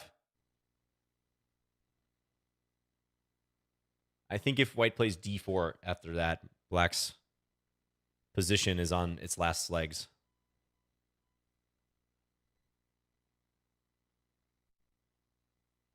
Looks like an Alekine's knight trap in reverse. Yeah, exactly. That's a good parallel to draw, K. Buckby. That can happen in Alekine's.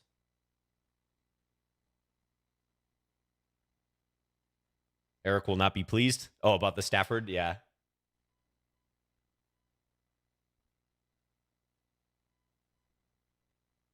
Just covering this diagonal. Looks a little bit tender. We'll take here. I am lagging a little bit in development, so I have to make a point to catch up here. How about bishop c4 now?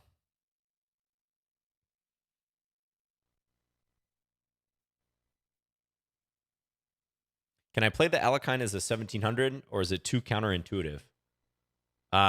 You can play Alekhines up to Grandmaster level. No problem. I mean, you're talking to a guy who's played the Scandinavian defense for my entire career, even against GMs. So Alekhine and Scandinavian are, I'd say, in a similar bucket theory-wise. Probably the Alekhine's defense has even a better reputation than the Scandi. Safe to say. Somewhat better.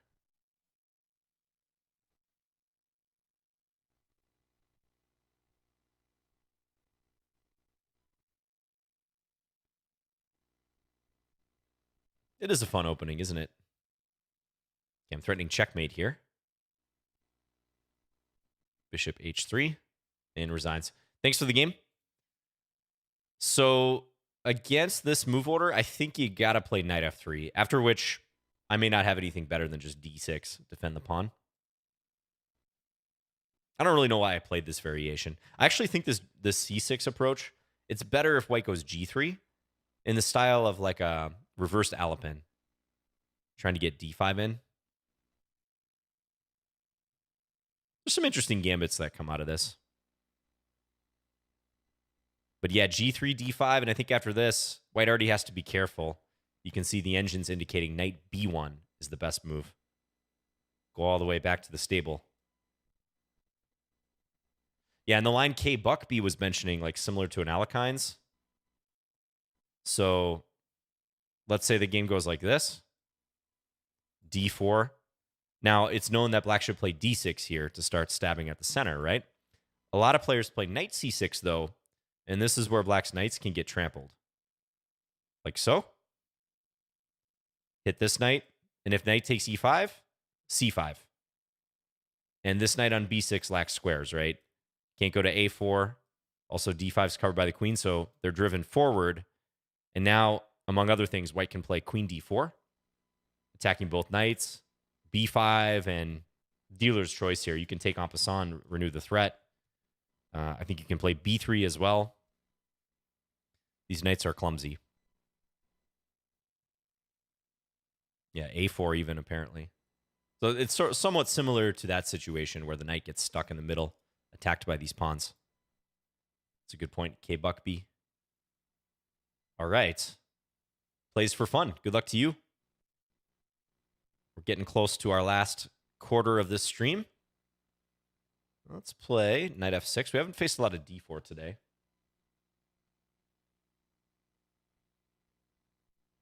d6 is limp. You might have a point.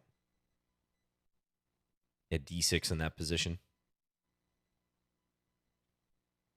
Fourth quarter, that's right. Yeah, get ready. This is where champions are made. Who's going to take me down today? You guys need Andre to come in here and challenge. Andre's like 24, 2,500. Lichess. Need to summon him. I shouldn't get cocky, though. As soon as I start getting cocky, I'm liable to lose. Oh, Andre's right in the chat, actually.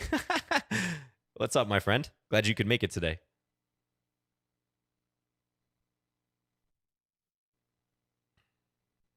Shantham still lurking? Oh, that's you, isn't it, BD Gambitier? Yes. Yeah, we've had some good games. Shout out to Shantham Grux. Okay, a3 I don't think is in the spirit of this position. I understand maybe white's trying to cover the b4 square, but that feels wrong. Let's try to target this pawn. Yes, cheers to you as well, Andre. What's up, US Dave? Okay. Now, although I'm happy about my position, I got to be careful. There's certain counterplay here. I think I should go g5 in this position. There's certain counterplay you have to be aware of, like f4 at any given time. What would be the most responsible move here? Maybe knight h5. Knight a5 is tempting, but this is loose. So let's go knight h5. I don't even really want to take the bishop because then the knight comes in and gets to juicy squares. I just want to prevent this f4 move and maybe have some option of f6 later.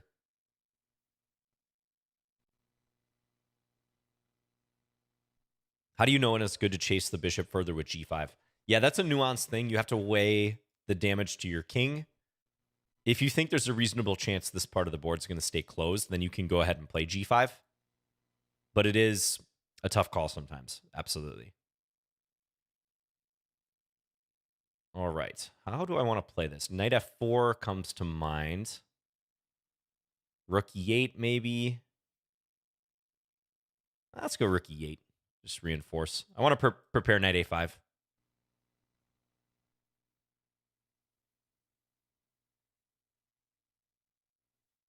Play the Baghdad / Wagon Gambit.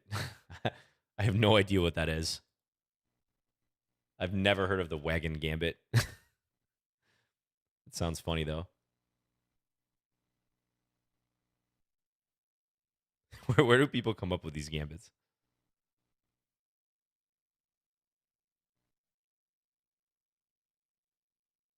All right, so I'm trying to attack c4. Queen a4 is a little annoying. I don't think white's threatening anything per se, but let's play rook e7. Weird move, but I'm going to try to go queen d7 next move. Wagon Gambit is Schrantz's current favorite. Okay, that sounds about right. Jonathan Schrantz coming. Oh, plays for fun. You missed your queen. Jonathan Schrantz coming up with an obscure gambit. All right. Okay, if you guys tell me the moves for the Wagon Gambit, let's see if Lichess picks it up. Thank you, Plays for Fun, by the way. Maybe you were doing all right, but let's see what the computer thinks around here. Maybe you should go f4. Yeah, f4, probably the way to play it. Immediately try to open the position.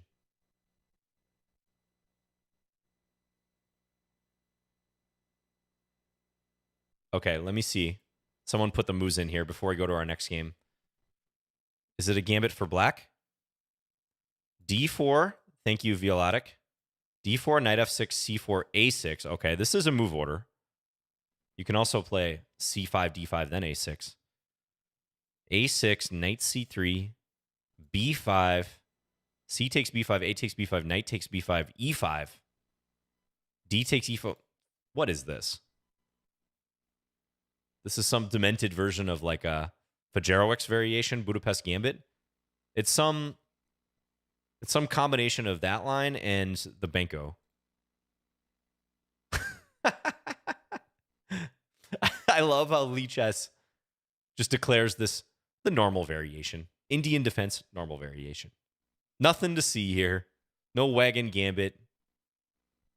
No backwater theory that you're most certainly never going to encounter in a game. Just normal. Sorry, Jonathan. All right, so the verdict is still out on the Wagon Gambit. The verdict is still out on what it actually is. We'll check into it next stream. You can update me next stream. All right, let's keep rolling here. Dennis, good luck to you. Let's play... I don't know. Let's play G3.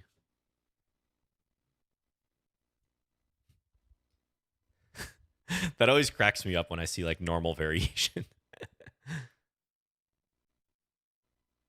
Okay, reverse King's Indian here.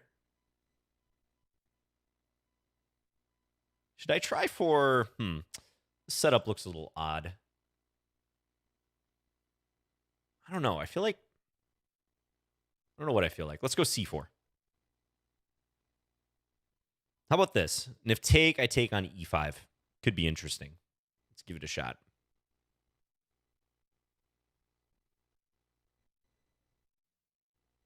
Oh, what was the game last time with him? Good question. This player has drawn me before.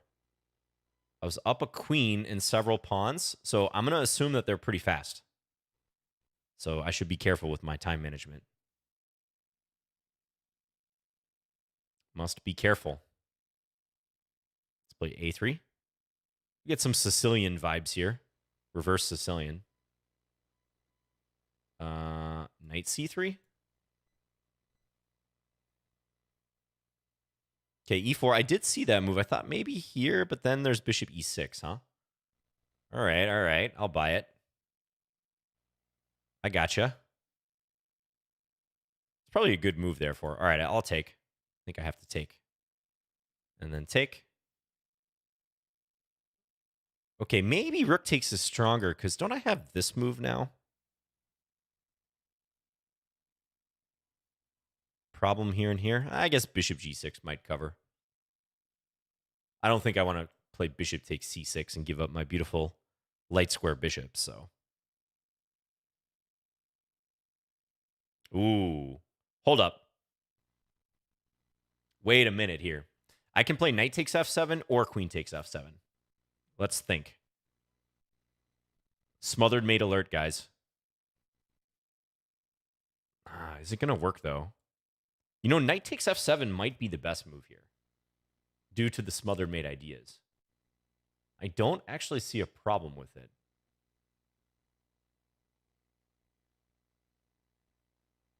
I don't see an issue. We got to play it. We got to play it. It's morally forced. Queen takes f7, undoubtedly tempting there too, but this might be better. This might be better, because why push the king to the corner when I can just make them suffer with this pin situation?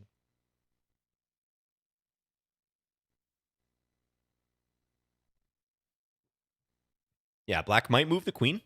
Queen f6, queen e7, but I can take d6. I can take e8. Should be very good.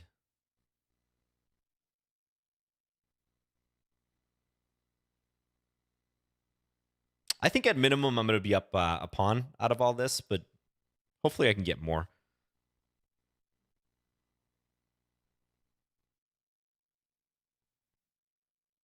I don't know. I think I see one variation where black is reasonably okay, though. So I'll be curious if the computer likes queen takes f7 or knight takes.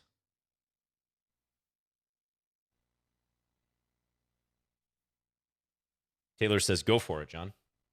Yeah, if something looks interesting, we got to play it on Lichess Plays. Very important principle. I think white is better. I hope so. I hope you're right. Okay, I think queen e7 was the move there. Because this one... Now, I don't have smothered mate, right? Because the queen will guard. So we're going to go here. Check. And then take. Take here, which hits the queen.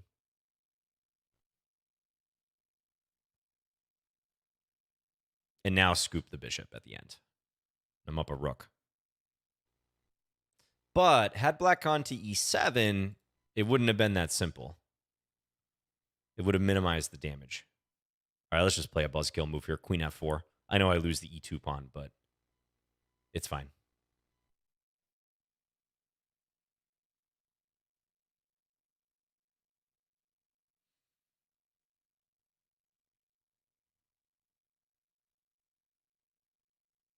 Yeah, the damage I think was done in that position. But it'll be interesting to analyze still. We'll see. Trying to weave a mating net here. Push the pawn to g4. Rook d8, rook g8.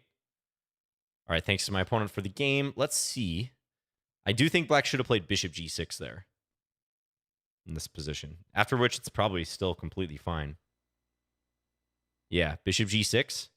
So here, queen f7 is better. It is better. Ooh, okay. I thought queen e7 was fine here. What was I thinking, though? Why did I believe that this was okay? Oh, okay. The reason I thought that was better was because when we got here, I thought because my knight isn't attacking their queen, they could take here. But the computer disagrees. It says that this is still bad for black. Just wants me to start taking pawns. It's kind of complicated, though. So instead, in this variation, I did look at this, and then queen h5, threatening this and this. I don't know what I missed here, to be honest, because now that I look at this, this seems pretty obvious. I think I missed that I'm actually threatening knight f7. I saw the mate threat, and I stopped calculating here, but if I'd gone a little bit further, knight f7. That's actually a pretty typical operation sequence there, like queen f7, queen h5 to set up the mate on h7. So I just needed to connect it with this. Okay, thanks for the game, Dennis. Are you allowed to send 1 + 0 2? Please stick to 3 + 0. Chess aggressor. Let's play d4.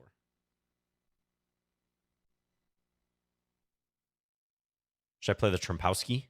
Bishop g5? I don't really play this, but let's do it. Take.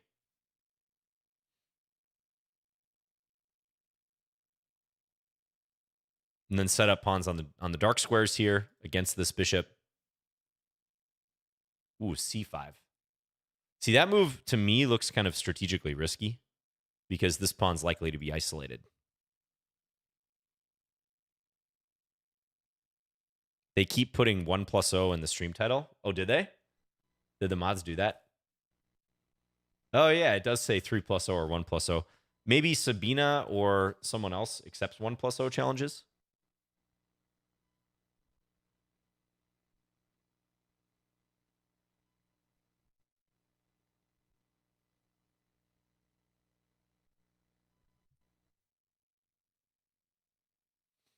All right, now knight e2.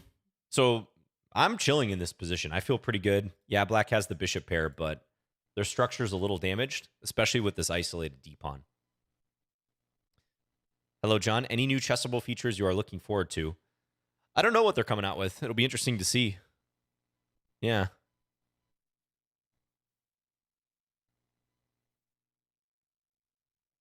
John, what do you do for work? I do chess full time. Yeah, I am a chess teacher mainly.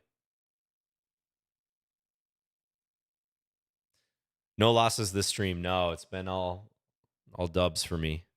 But it's not too late. We still got 20 minutes. Someone can take me down. I believe in you guys. Yeah, this is undoubtedly pretty awkward. I think chess aggressor is going to go here. Yep. They played queen d7 to defend the knight, so they can try to bring the bishop here. Looks so shaky, though, you know? It looks like I should be able to punish that. Let's brainstorm. Knight d5, queen a4, bishop takes c6. Okay, I think I see a way I can win an exchange by doing this and then knight c7. The problem is I have to give up my beautiful light square bishop to do it, which I don't know how thrilled I am about that. But that's probably pretty good. I think I can throw some roadblocks in the way, so I'm going to go for that. We'll play it that way. John, who's your highest rated student? Is it Andrew Tang? Of anyone I've ever coached, yes, it would be Andrew Tang. But I haven't worked with Andrew for several years now. He's off doing his thing. He's in college.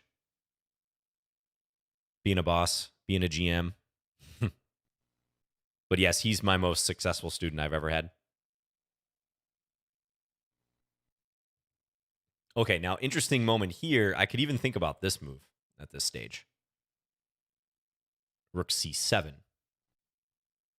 Try to play for like knight e7. I mean, that looks pretty fun. But I don't think it's better than knight d5 would be my impression of that.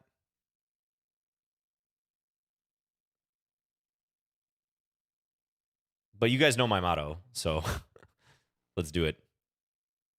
But this comes with the disclaimer that I don't think it's superior to knight c7. Just to throw that out there, just to hedge my potentially poor decision. Yep, I think that's good. Now I'm going to take. Okay, this looks a little shaky, though, because now I can go check, followed by knight takes e6. Let's do it.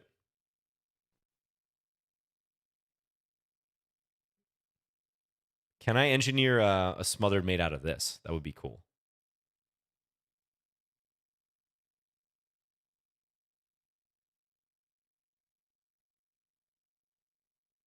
If there's another I Am Not a GM, will you play in it?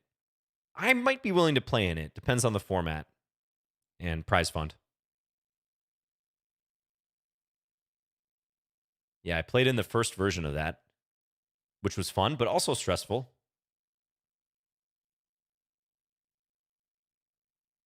That was during the first year of the pandemic.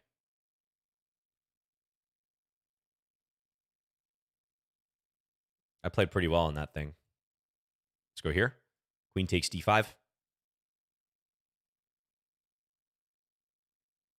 All right, take with check.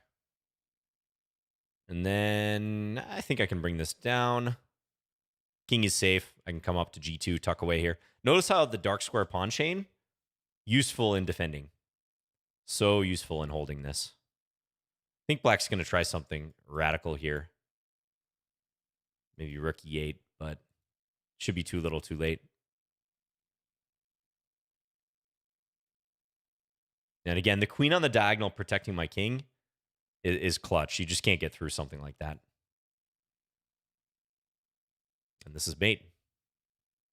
All right, thanks for the game, Chess Aggressor. So this variation is playable for black going g6, but I do think black should rethink their strategy and how they're arranging their pawns. I believe it's better to go d5 and then c6. There's a line in the Dutch like this too. And then rotate this knight here and try to get into e4 later. I think that's probably the way to go. Wow, I got a clean bill of health on this one too. 8 average centi pawn loss. We'll take it.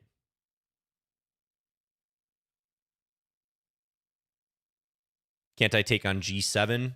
Oh yeah, there's many ways to win here at the end. Many, many ways. I think it was fine. All right. Let's see. We probably have time for like 3 more games. 4 more, maybe. Okay, Lebanon, I see you've been in the chat for a while. Good luck. Let's try to get a Gingy Indian.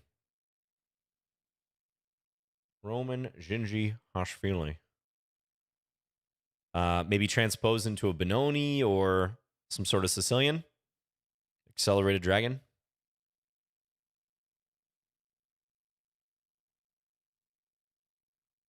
Okay, Benoni it is. The Schmid Benoni, which I think is when white's knight is in front of the c-pawn. Bishop f4. Yeah. That is playable. Let's go knight d7.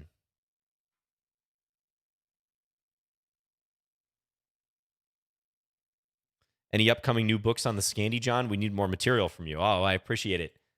I would like to do some stuff on the Scandi. Yeah, if I publish something on the Scandi, it'll probably be on the Queen A5 variation. The 3 Queen A5 line.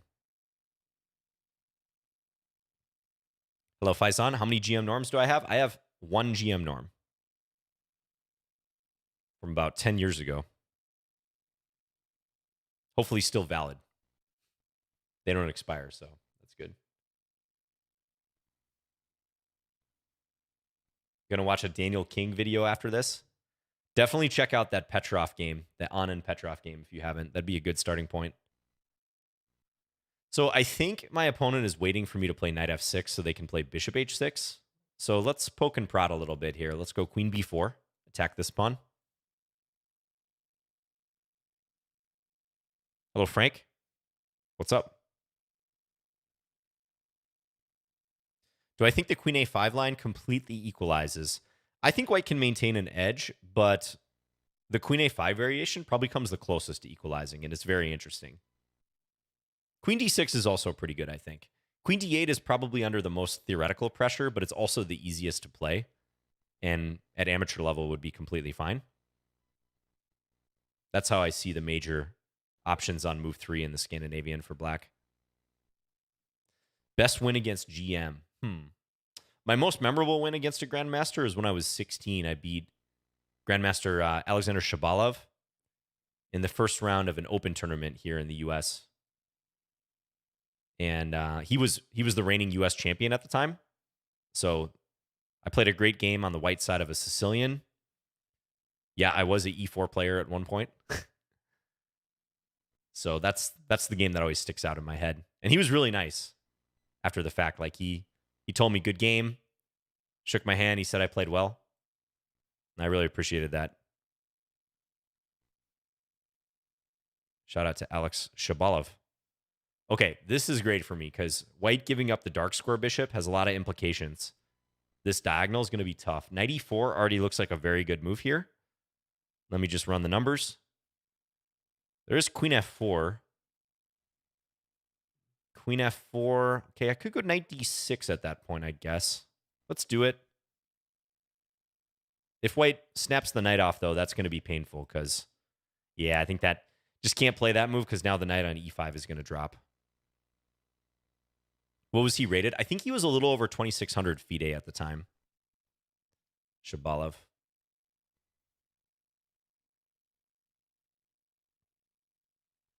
Do you have chess base of the money one?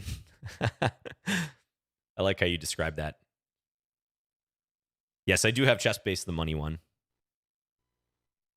Piece of software. I would say chess base is mostly like unnecessary though for the vast majority of players. I mostly use chess base because that was ooh, nice move here. I missed that. That's the program I've been using for a long time.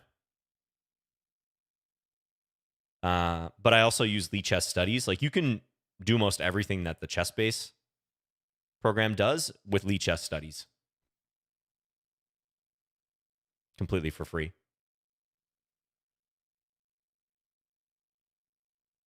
Let's double. Now I'm going to go here, post the bishop on d4, target f2.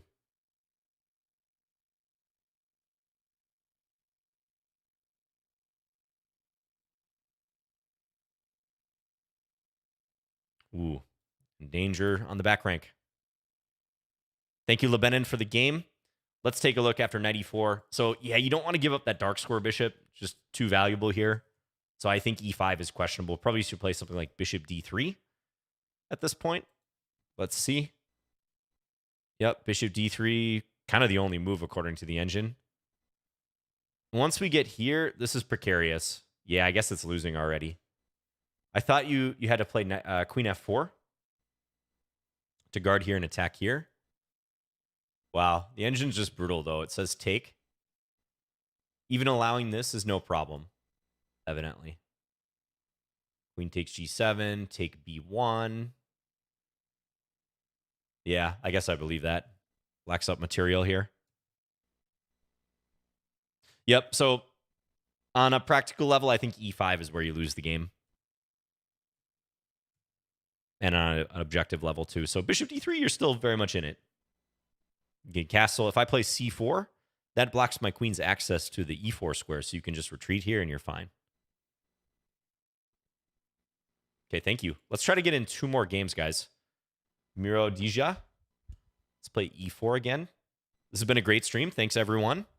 We will play the blindfold game next. Another Caro player. They're all over the place. Well, you know what we got to do, guys.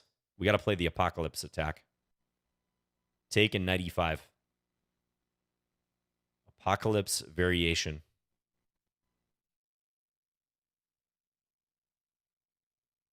The whole premise of this line is to obtain an outpost on e5. That's pretty much it. You just try to get an outpost in the center. Let's castle. It's annoying, you know, established knight. If f6, there's queen h5.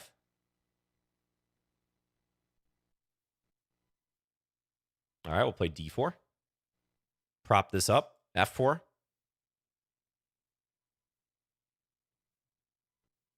The engine doesn't like this, by the way, but I think for humans, this can be annoying to play against. Let's keep going, f5.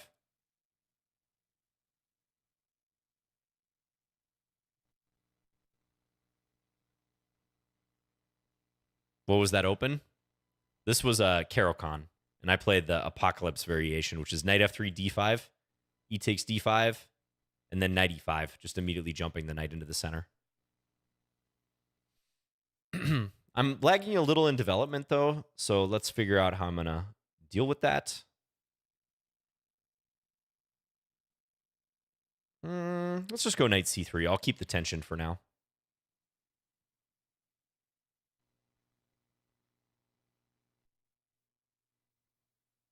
Where did I learn to play chess? A friend of mine taught me at school when I was 8 years old. I was in 2nd grade.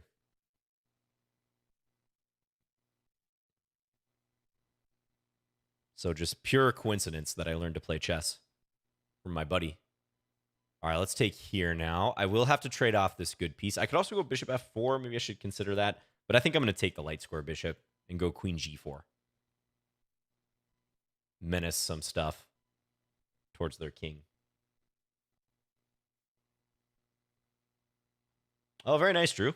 I see your comment on YouTube.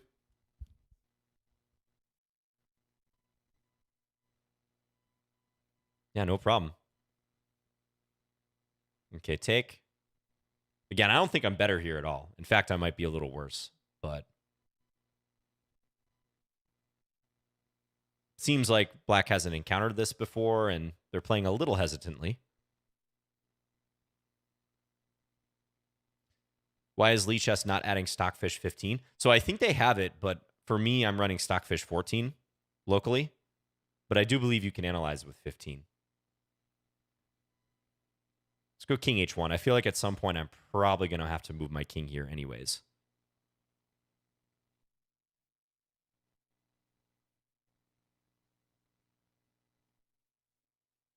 Okay, very sensible move there, offering a queen trade. It's kind of annoying to try to dodge the queen trade. I guess I will allow it.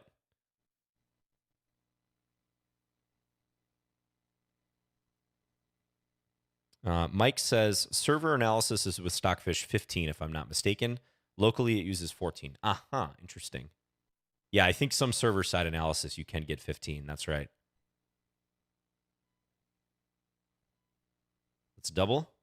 I still have some nagging pressure, but we're getting into the middle game now. Queenless middle game.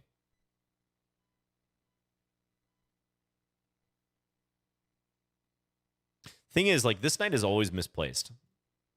I don't like it here. It's sort of the Jobava London knight. I need to maneuver it. Let's play h3, just get rid of my back rank issue. I've got a bit of pressure, though, so I'm not all that unhappy about this position.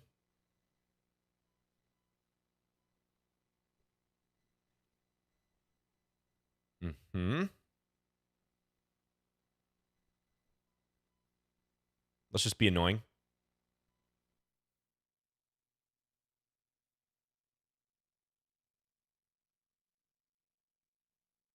Ooh, okay. Now I'm happy to take, because I think picking off that pawn is pretty handy. Do I take with a rook even? Let's take with a rook. That looks nice.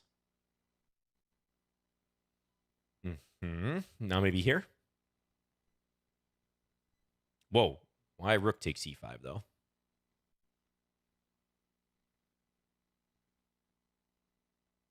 Rook takes e5 cannot be advised.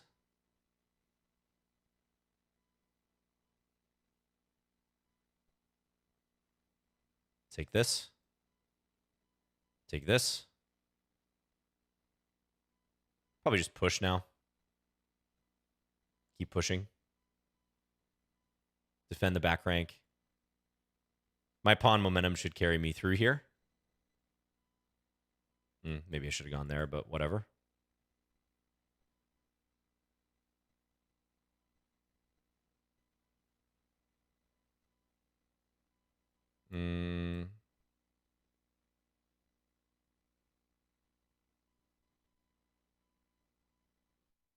Probably should actually make moves. Kind of like falling asleep here.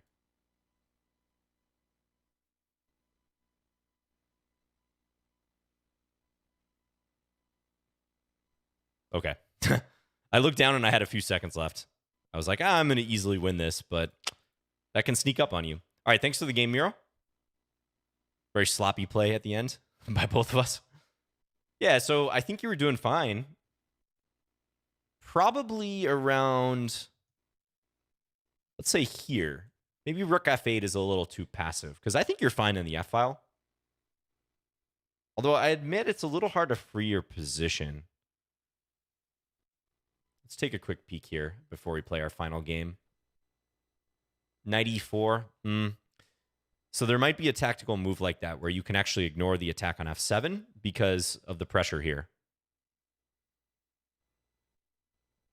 So I think you played fine. No issues whatsoever in combating the apocalypse variation. How did I have a 10 average centi pawn loss? That's got to be a lie. I did not play that well. No way I played that well. Shout out to Neverness in the chat. What's up, Neverness? I thought I played that game very sloppy, especially at the end. There's no way that can be accurate, right? Mods, are you giving me a bump here? For real, K Buckby. All right, let's play our final game. Change our settings. This will be the blindfold game. Please don't pair me with Andre. Preferences. Who's it going to be? Thanks, everyone, tuning in. We have 90 challenges here. Okay, this will be interesting. Jeff Zlu. Good luck, Jeff. Let's go. D4. So if you want to see the pieces, go ahead and follow me on Lichess. You can just click in. If you want to just follow like this and see what I'm seeing, which is a blank board, then keep it tuned here. So I say this every time in Blindfold Blitz, but it's imperative to stay ahead of your opponent on the clock. Because as soon as you get into a time scramble in Blindfold, you're done, if the position's at all complicated. So I do like that my opponent is tanking after C4 on move 2.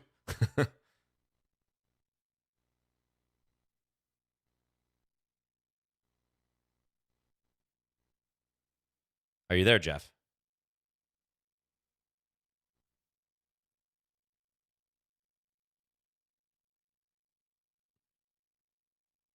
Maybe he's giving me an advantage by tanking because now he's going to play his normal openings. All right, Benko Gambit. You know what? Let's play knight f3 here. We'll keep this kind of closed. I'm not going to accept the Benko. I'm just going to play some normal chess. Although g6, it's hard not to accept it, so I guess I'll take now. I guess I will capture at this point. And then we're going to go e3. Knight c3. a4. Okay, that's standard. Let's go rook a3. This takes the rook out of the range of this bishop here on the diagonal. Knight bd7. Okay. Let's play e4 now. So I went e3 and then e4, but I'm trying to wait for black to take me here so I can take back with the bishop. Knight g4. He's maneuvering for the e5 square. That's fair. Okay, let's go bishop e2. Take this. Yes, this is high degree of difficulty for sure.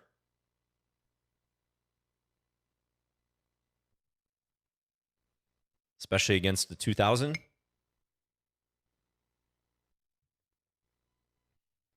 But hopefully I'm up to the task. Let's take with the pawn, actually. My rook's defended here. I know from experience this pawn can be annoying on b5. It restricts the light square bishop for black. And their knight on e5 blocking should be an irritant. Okay, there. So I think I can play my bishop to e3 against that. Stay up on the clock, John. You just got to focus on that. Your position's good.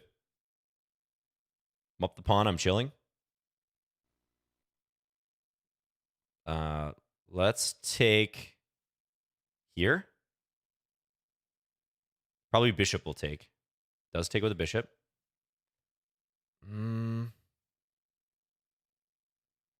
F4 or... Yeah, let's play F4. Attack the knight on E5. Oh, that's a mistake, because now I can take here, and I think I can win this pawn next. I think that pawn is going to hang. That's why they played there. Okay, now take here, though. Rook takes. Can I go here? I think that's a pin. D5. Black's getting desperate. Let's take with the knight. Yep. Take with the bishop. Queen takes. Pawn takes. This pawn is hanging, but I got c5 at the end. I think I'm up 2 pawns here. I have a d pawn and an f pawn. Extra. It's rook and bishop versus rook and bishop. Okay, bishop d4, but take it. All right, let's just get behind. Oh, rook takes f4. Oh, this pawn was not on g3. It was on g2. Okay, that's fine. I think this is still good. Let's go here now.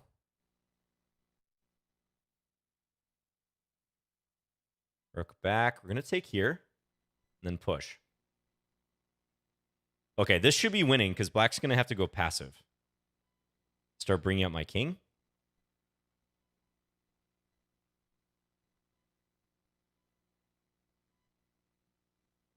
Wait a second. Where's my rook? Here. Okay, that's fine. Let's bring this up.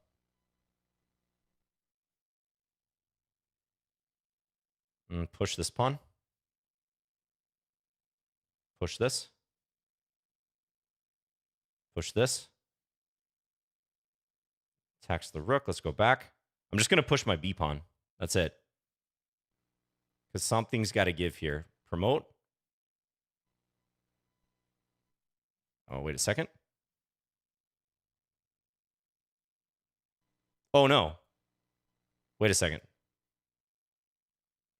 What is going on here? King h3, rook h4? Oh, can I take here? No. What's going on? Where's my legal move? Here. Now I don't know where his king is. That check? Check. Mate? Oh, I think that's mate. Queen here, rook here. King's guarding this square. I kept thinking my pawn was on g3. So I was so confused at that moment. Whew. All right, we get the job done. Thanks for the game. Thanks for the game, Jeff. That was rated, too. Oof. Okay, that was a pretty clutch checkmate there with 3 seconds left. I was really confused after rook h4. Because at various times in the game, I thought my pawn was on g3 versus g2. But it wasn't letting me play g takes h4, so I had to try to put together the pieces. And then I thought, do I have this? Is that why it's not mate? Which wouldn't make much sense. Nice. Okay, I think this is a pretty good game. It's giving me a 16. I think this is wrong. I think this is wonky. Maybe it's still grinding through the game. That was fun, though. Thank you, Jeff, for the game. If Jeff hadn't tanked on move 2, I probably would have lost that on time. Oh, yeah, it's still adjusting. Somehow I'm at 100% accuracy. No way. I think this is broken. The accuracy thing. All right. Well, thank you guys so much for tuning in to Lichess Plays today. This is a lot of fun. How many games did we get in today? We usually get in around 18 to 20. Yeah, we played 19. Thanks to everyone for watching and challenging. We're going to be rating Vampire Chicken, who I believe is Jonathan Schrantz. You can ask him about the Wagon Gambit. Tell him that we tried to figure out what the Wagon Gambit is, but I think we were unsuccessful because Lichess said it was the Indian Defense normal variation. Yeah, Wagon Gambit time. That's right. Thank you, No Joke. Thank you, Lichess. Check out all the features on Lichess. Use them. Everything's free. Always will be free.